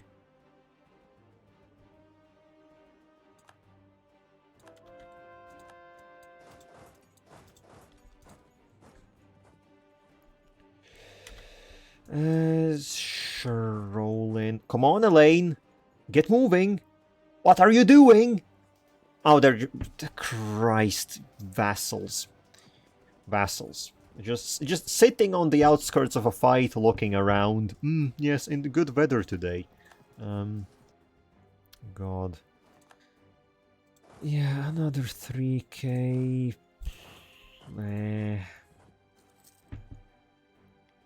Yeah, this war definitely will have cost a lot more manpower than I wanted it to. And I will mention that several more times. I would like those... Yeah, we cannot... So, because we do not have a navy, we cannot get onto this island, which sort of blocks things off.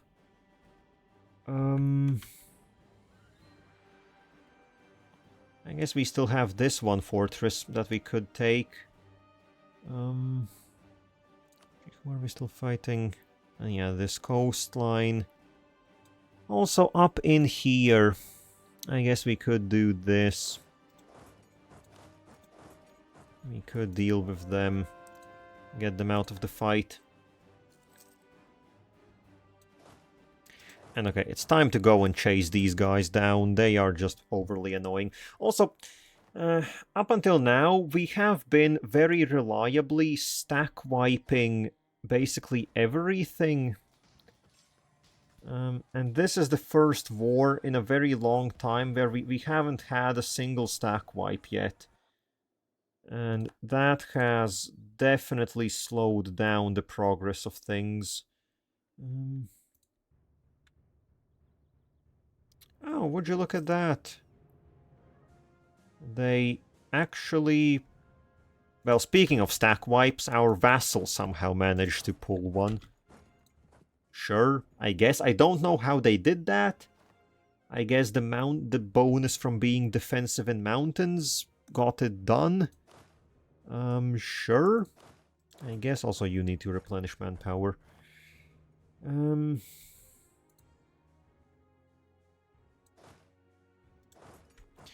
Well, stack wipes or not, we have manually basically brought them to the brink of being wiped out.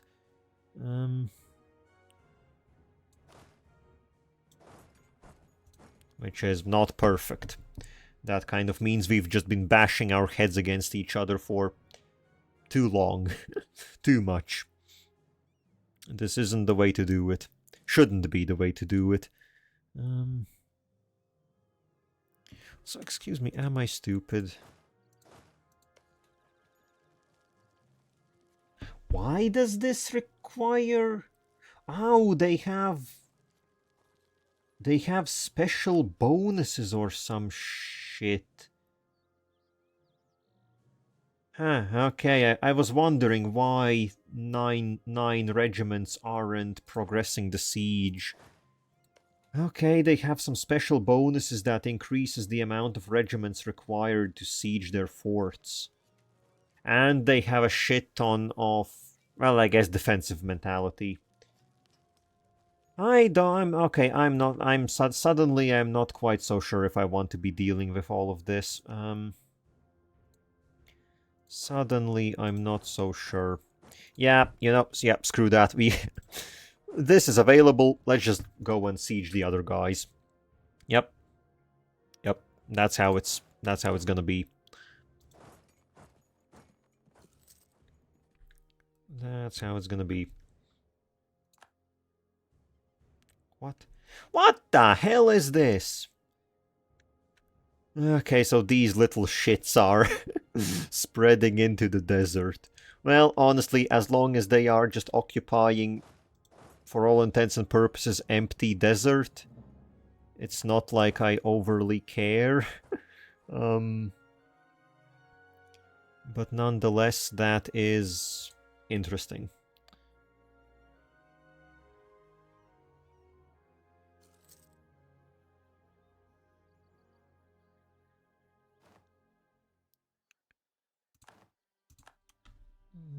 Okay. I guess we could send... Sure, let's send one army into the desert just to... Okay, and what is... Okay, don't tell me that these guys also... Okay, so they all have improved foraging. What the hell is that?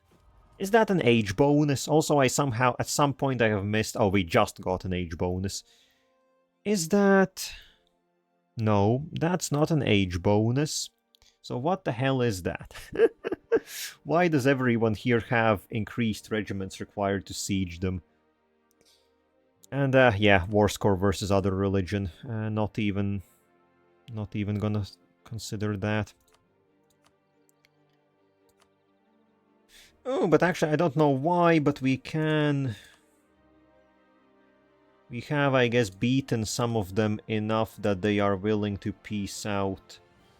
Or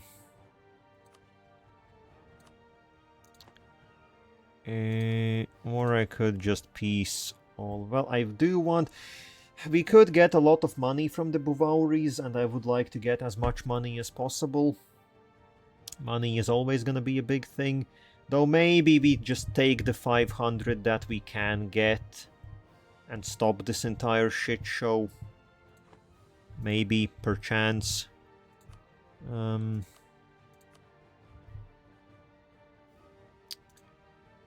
guess taking... Okay, no, that won't be possible. Yeah,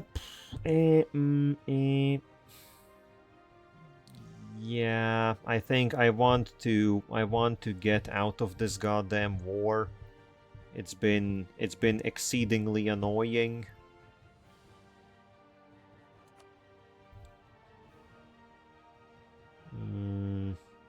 Sure. Yeah, well, yeah, like, even, like, looking at the end, we dealt twice as many casualties as we took, but still, losing this much... Like, okay, like, not even... Okay, not counting... Okay, if we don't count attrition, we dealt 3 times as much damage as we took in actual combat, which is good, right? That's what the Jadd does. But I guess for our current situation, that's still a bit much. I guess I'm maybe being a bit pedantic about it, but I think knowing what the campaign is like, you have to be pedantic about it. Okay, start coring all of that for relatively cheap even. Okay, and that completes... Take the Southern River, which gives us 100 Diplo and 100 Admin. Oh, we actually can't even take the Diplo because we will otherwise... Well, I guess as I mentioned, back to... We can do a bit of developing. Oh, then again, colonialism... I guess I always... For colonialism is one of those that spreads relatively quickly, I guess. Okay, yeah, I guess colonialism does spread quite quickly, so... I don't even really need to spawn it. Do I care about spawning it? No, I guess we can just wait for colonialism as is. But we can definitely, since we have so much overflow Diplo, we can start developing some good provinces.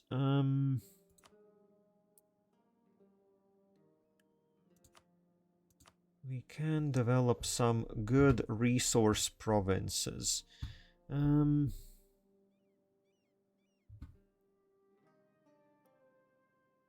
Where are some of the gold ones? There's also an event between Benin and Port Jaher. If one has an institution, it spreads to the other location. Yeah, I think we did get that for specifically for colonialism. It jumped over from Port Jaher over. I think that was yeah, I kind of glossed over it when it popped up, but now thinking back to it, must have been that one.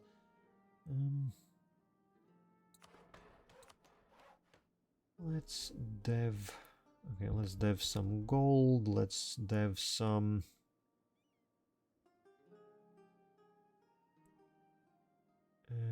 glass... Okay, we don't have that cord. We can take silk, we can take some... cloth. I'll see some more gold. Give me some gold. Oh, paper, very cool. Where is the other? Yeah, sure, okay, down to 700. That's enough of a... Where's our capital? Currently, our capital is Bolvar. I had it... I want to get back to Askasur just to get that 10% coring cost. But, yeah, don't want to take the stability hit, so basically we're going to be jumping between Bolvar and Askasur quite a bit. And I do know that the capital area does get the seat of the Divine Court and the... I guess what, nearby the Divine Court, but, yeah, I guess... Yeah, I guess these aren't bad provinces to develop either. I guess, like, glass, cloth, but I'm pretty sure some of those clicks went in here. Actually, 35, we can do that up a bit. Do this up a bit. Okay, so that's nice. Should boost income, hopefully, by a decent chunk. Also trade. That's very good trade goods. Not that menu, this one. Okay, yeah, up to collecting almost 18 crowns a month. Yeah, like we only, I think, what was it, like, last stream, was it that we formed the Jadd Empire? So I have been trying my best to state some places up. Previously, so hence the economy has very much been going up. We can actually finally do, like, I know, military expansion, stuff like that. Previously it was a sad state of affairs. Okay, so we'll get, yeah, production efficiency, so that's also gonna help the money situation a little bit. So taking the Southern River back here. As the Denbasana nears the Gulf of Rahen, it grows thick with silt and with riches. The surrounding banks, whether lush jungle or equally lush farmland, are occupied by Harimari lords. the human majority city of Sardifadin, silk capital of the Harimraj, has sought to make a name for itself since that tired state's final fall. But all these facts are subordinate to one truth. All those who make their home by the southern river lack the light of Surael and must be made to embrace it. Well, they sure did embrace it. Why the hell did Automod catch that? Ideas, yeah, so our current ideas are, I guess, just finish them, espionage and offensive. Espionage, just because I guess I don't even know if the early AE really helped. It has been weird. I think sort of, I would like to think it worked out. And if not that, then at least efficient spies. I very much like the siege ability, advisor cost, vetting, the yearly corruption, right? Very nice stuff. And offensive, we had a little bit of a conversation about which military group to pick. I'm just personally a really big fan of offensive. Basically, always end up picking it. I would say almost mostly because of the engineer core. The 20% siege ability just seems so good. Really speeds things up. And the next one also is most likely already locked in. I think it just will have to be administrative, have to get that adaptability. Plus, governing capacity at the end is going to be big for us. Yeah, offensive 90% of the time, unless playing a nation by the sea, then it's quality. Yeah, I guess like I haven't really yet considered what other military. I think it will be quite a while until I pick up another military idea.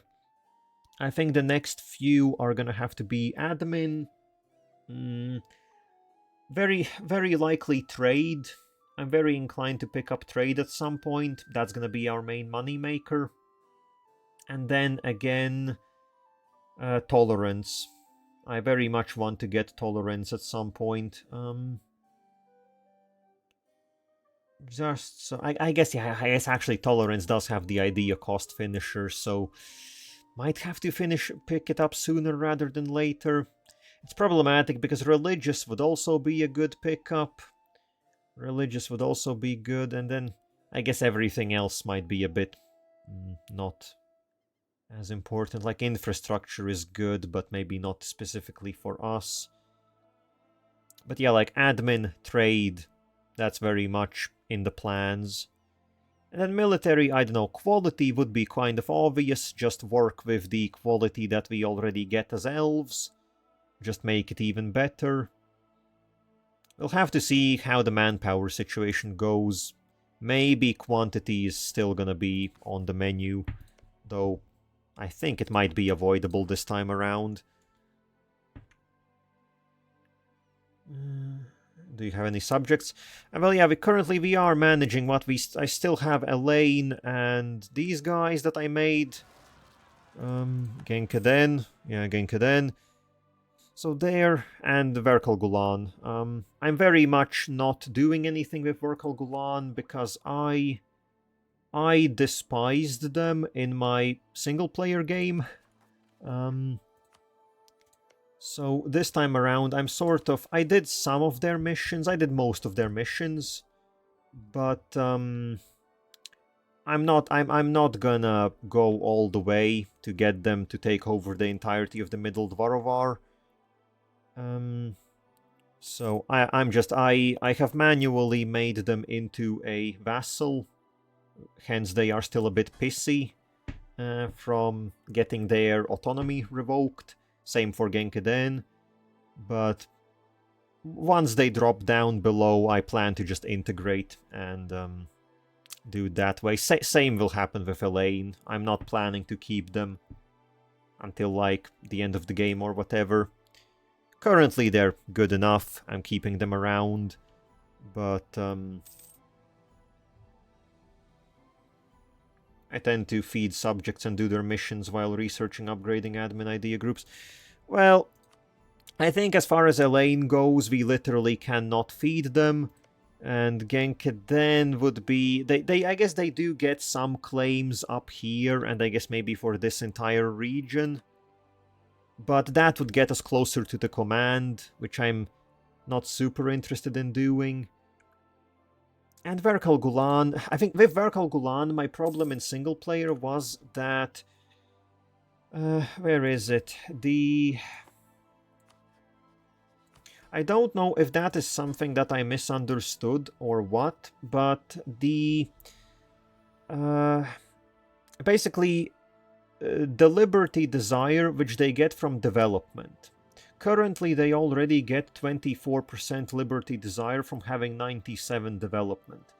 So, I don't know what the case is, but in my single player, at some point, they just reached 100% Liberty Desire just from having development, because they obviously are dwarves, so they get a shit ton of development in their small land, and I know it's their holds, right? But the problem is that, okay, they took over the Middle Dvaravar in my single player, and they had 1,000 development, which would be a lot, except I had 20,000, because I'm the fucking Jadd.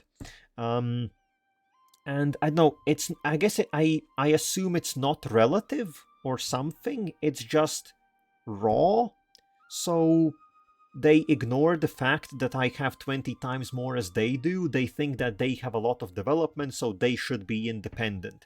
So basically the point being, at the end, they just didn't help. Starting from the mid-game onwards, they just had 100 Liberty Desire, and they did not help at all with anything. They were basically a pointless entity. So this time around, I'm planning to eat them and just take their holds for myself. Because also taking Verkal Gulan will be a very nice extra income. I was planning to do this sooner. I was planning to take them over much sooner, and get the gold as a early game sort of buff. But I guess they will maybe mine out another level, expand the hold a bit, and then we'll take them over once that is done. Oh, also I can do more claims. Claim on area. What do I need? This one. Okay, that's the claims. So, shit in the east is done for now. I have to pray that the command doesn't get too commandeering. They are slowly bleeding manpower, but that's not gonna stop them for long. Also, what are we gonna do about manpower? I think I will bleed. I think I will allow manpower to bleed until we not manpower to bleed. Professionalism to go down until we are basically full. I think around 60k. I think we can stop. I just think it would be neat to refill our reserves basically entirely. And yeah, also another military expansion. I think another military expansion. We still need more infantry.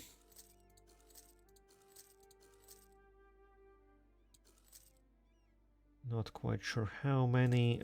10, 23, 30. Let's go to 20. Wait, no, that's our current. 23 plus 34. 33, sure. Okay, and then some... Okay, I guess where do we have potential uprisings? 1, that's 2... Okay, all of them are in Rahen. Well, sure enough. I guess you can be sent over. I guess who are we planning to fight in the west now? I guess Elisna. They still are allied with Ovdal Tungur. No way to really change it, which will be problematic because I want to fully annex Elisna.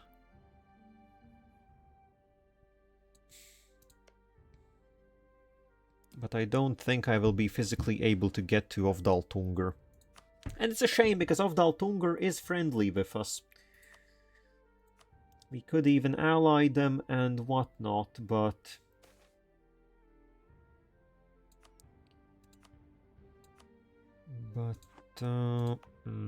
yeah. Ooh, that's an 18 development province that converted to us. Very nice.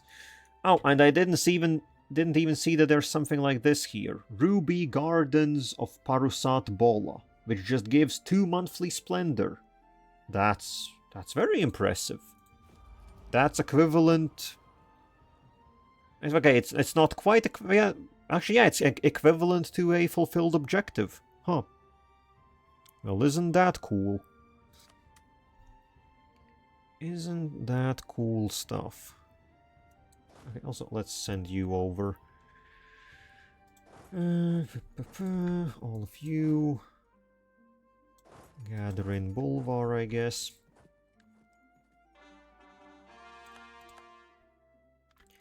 Also, what do we have? I guess permanent pilgrimages.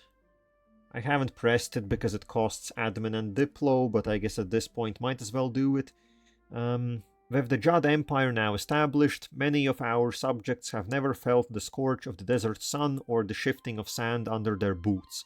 We should establish a system of caravanserai and temples such that pilgrims from across our realm might return to the Mountain of Clear Sight and the Grand Temple at Askasur, and stand in the place where Surael's light first lit up the Jadari. Okay, so that's gonna be what? Some extra institution spread. And, oh, that's actually until the end of the game. Okay, so this is actually until the end of the game. Plus also yearly tax income, which isn't that much. But it's, well, still, I guess 3 places giving 12 total. Oh no, 2 places, and then, yeah, Ebu Shuptu gets the Golden Highway. Yep. Well, okay, pilgrimages. And then what? Edu's Judd is also unlocked. It costs 500. We do have the money. It does upgrade... It does upgrade the temples in...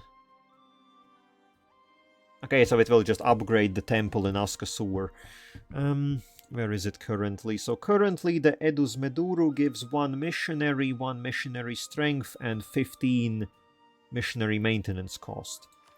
That will bring it 1 extra missionary strength, 1 prestige, and make establishing local organizations cheaper.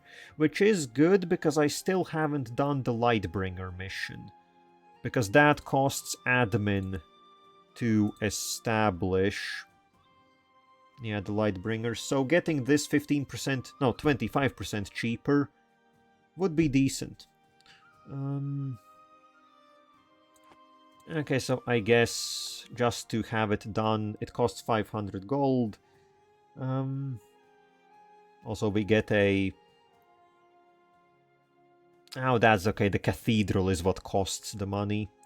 The Great Temple at Askasur was one of our first monuments to the truth of the Jadd and the glory of Surael, and it remains a bright jewel among our crown. However, with the establishment of permanent caravan routes and an ever-increasing flow of pilgrims along them, there is a crush of people in Askasur that the city and temple simply was not built for. While the Monument of Clear Sight has lasting infrastructure as our long-time capital, the temple at Askasur will require a full refurbishment and expansion. But the sun spreads its rays unceasingly, and so too must the great temple now grow, or as it now will be known, Askajad. Well, that's our big fancy temple. Or well, at least it's gonna be our big fancy temple once it's done. Okay. Okay. Golden Era for Culture. A 50% cheaper stability cost guy. Okay. Oh, and our truce with Byzantish ended. So I might actually be inclined to go and knock on their door first. Because they don't have any allies. They don't have anyone, really. Okay, and the command is... I guess the command is going to take these provinces. Yeah, it is creeping closer and closer. I don't like that. I don't like that a whole lot.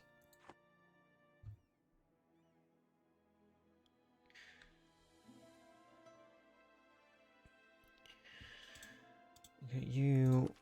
Soft,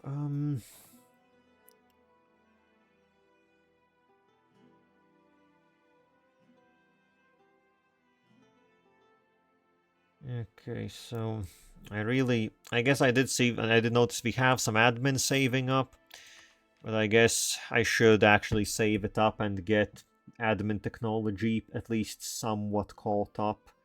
We are really quite a bit behind at this point.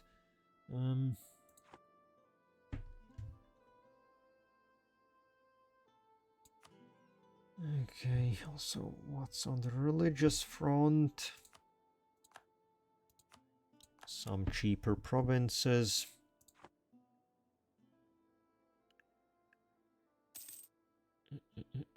Well, okay, things are... Also, yeah, what do we have? Still need to make the library, but that's 750 crowns, which I guess we do have. We do have that. Okay, so this is what happens. Because Verkal Gulan is drilling all the time, when, like, the warbands, be they goblins or orcs, spawn on them, they just get instantly beaten. So that's what's going on there. You cheeky little boogers.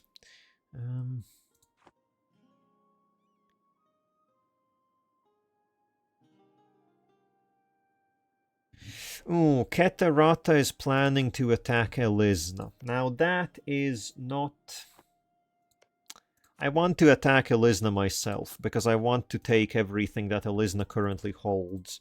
So actually, scratch the plans, go to Elisna. Go to Elisna. I want to do that before Keterata expands even further. They're currently already big as they are, and it will take us a lot of wars to take them all. Actually, only 216 total war score cost. Interesting. Interesting. Okay, Elisna. Yeah, a shame about of Daltungur. We will, I guess, just somehow...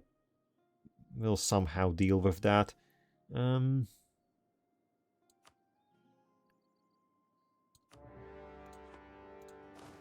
so you get over in there. And you just take over everything else. You guys get over here.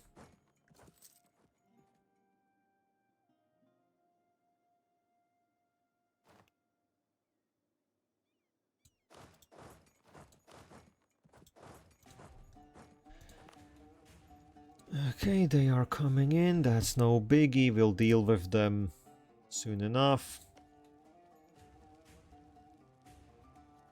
Okay, they also have... Okay, well, yeah, these are in mountains, plus they have local fortifications. Sure.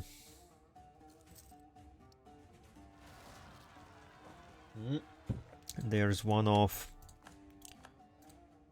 Yeah, there's you.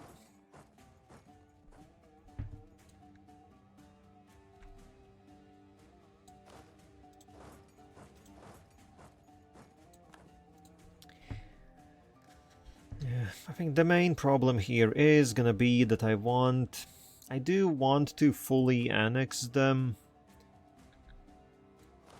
But, I have my doubts in regards to how that's gonna go. Because if they have an ally in the war... Oh, and okay, Catarata has declared. Which means I need to quickly be spreading out. We need to quickly spread out, capture all the provinces before they...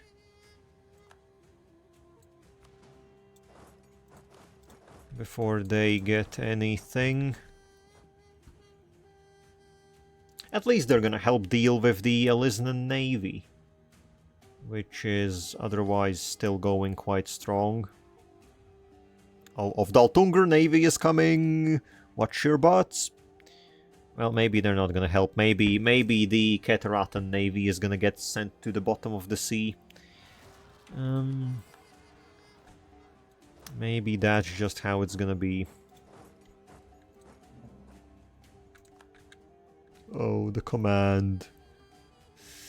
Yeah, the command, oh, scheisse, man. Well, okay, they did decide to...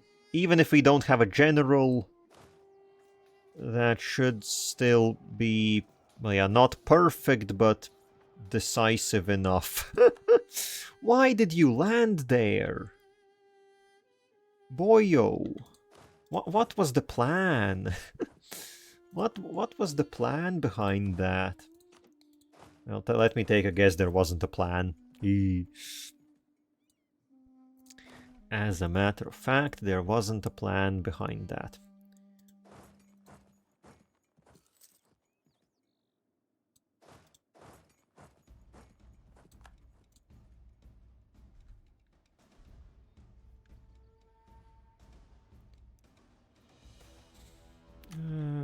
Okay, Harimari minority, very cool. That was dealt with very nicely. That must have been good RNG.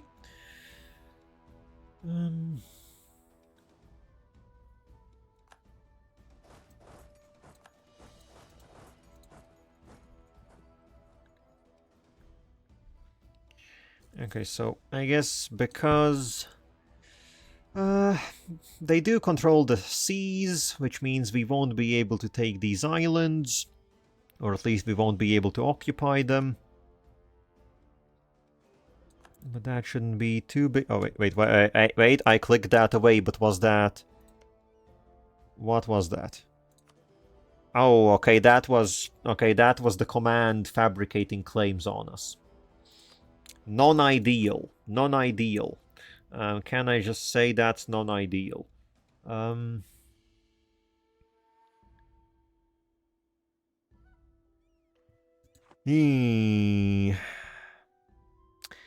might have to...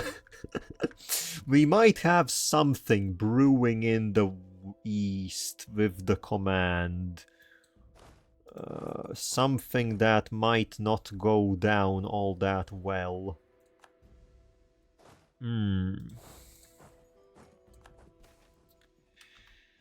Knolls proclaim Jadalessa the first pack leader. Huh. Okay.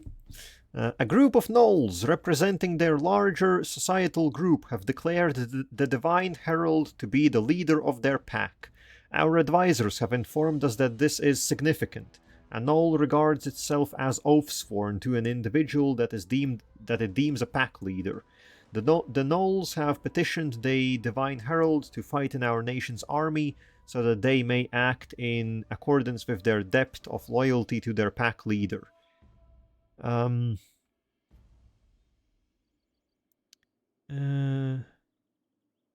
so this just... What? We get 10,000 manpower? The Knolls like that? We get a moderate tolerance increase, which doesn't matter, and we only pay 25 military power for 11k manpower. Boyo! Give me more of them! Yes, please. That is fantastic. More events like that. Damn, did I just really see the Byzantines almost losing against against some of their rebels. Well, that sure is something.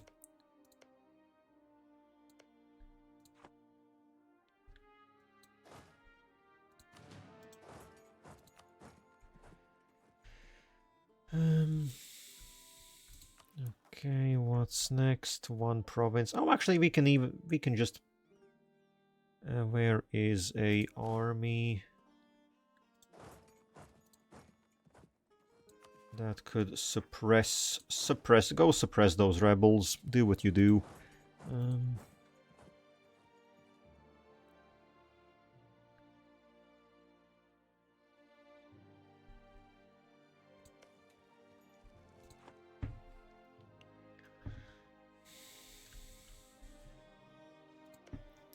Yeah, Avdaltungur. What am I gonna do about Avdaltungur? Yeah, they're always sitting there. They're always sitting there on the coast, those pricks.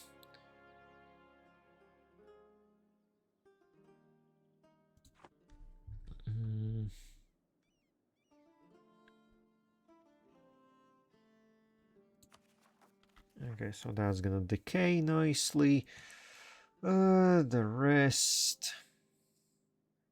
I guess you can drill, because why not? Because why shouldn't you be drilling?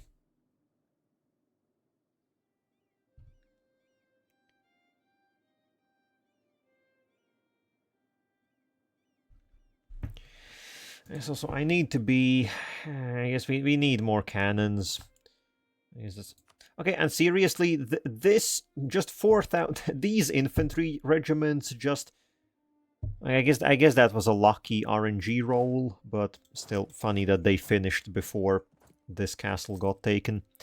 Also, I am once again noticing that we have a lot of free diplomats. And also it's 5 o'clock, goddamn, time goes by quickly. Okay, let's see, I guess I do want to finish this. Then again, will I be able to finish this war today?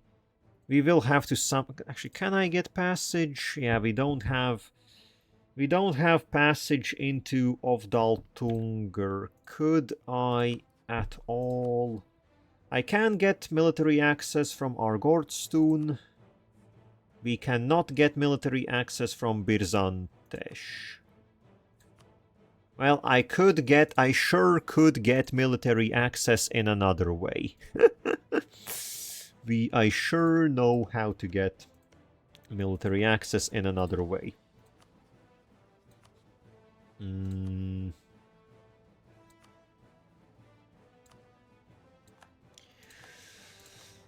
We have gotten claims on basically all of their land. So, okay, I think this will have to wait for Friday.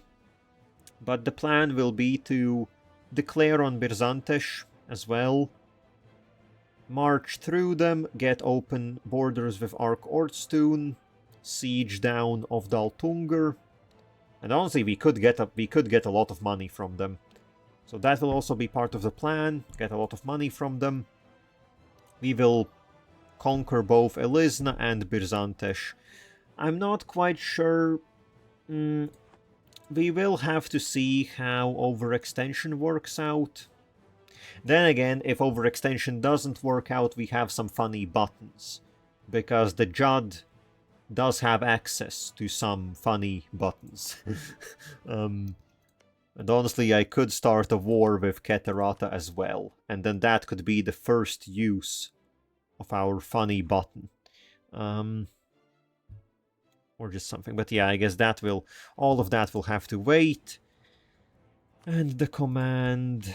Yeah, the command is... We are rivals, so really there is no way around being friends with each other. Yeah, they're doing very well.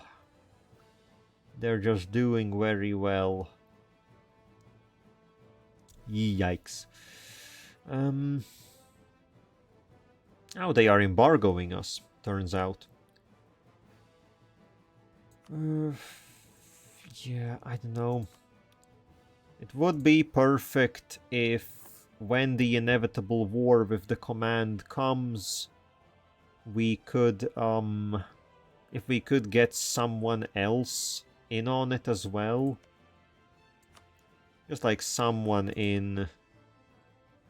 Oh shit. Oh shit, these guys exist. Guvamud. They have 70,000 troops. And they also have rivaled the command. Well, you could be very useful if I could get you in on this. But, so yeah, looks like the Mongols are doing quite well. They have 800 development. I guess I've never seen this formable before. So I guess it's a new one for me. It's a new one. Okay. I guess, we'll see. I guess next time we'll see quite a lot of things, because now the focus is going to be on the west for a little while, and then meanwhile, I am worried about the command. The command is big, it is scary, it is arguably the strongest country in the world currently. Well, after us, obviously. But yeah, they are militarily, they, I'd say, currently are better than us. They definitely have a lot more troops than we do. But with the sacrifice of army professionalism, we have regained manpower. So that's at least fine. Our economy is going up, as we are stating more and more things. And I guess the army also is just growing. We are up to 66. We can go up to almost 100. We can rival them purely in army size. Yeah, command, they have infinite troops. Well, I wouldn't say they have infinite troops. Like, they have run out of manpower in the past, like, last few wars that they have been doing. They just also have a shit ton of territory and development. So kind of understandable that they can support a lot of armies. I guess, where are they in here? Okay, yeah, currently they have lowered maintenance. Discipline is comparable. Siege ability. Oh, they actually have also picked up stuff. It's comparable. Fortification expert luck. Yeah, the fact that I had forgotten. I thought that Anbenar didn't have lucky nations. I really should have. If I knew it did, I would have turned them off. I never like playing with lucky nations. It feels like it always kind of makes it less of a sandbox, but oh well. We'll get over it. We'll get over it. I think the only question is gonna be how bloody getting over it is gonna be. Yeah. Well, but that's gonna be something for next time. That's gonna be something for Friday. So, tomorrow, back as per usual with Exilium, a little bit of that. And then, yeah, Friday, we finish up this warring and see if the command does anything funny. And by funny, I mean bad for us. But yeah, that's that. Thanks, Walter. And yeah, welcome, Time's Ticking. Nice having someone new. And, well, yeah. Back tomorrow then. And Benar back on Friday. And that's that. I guess, bye-bye. See you next time.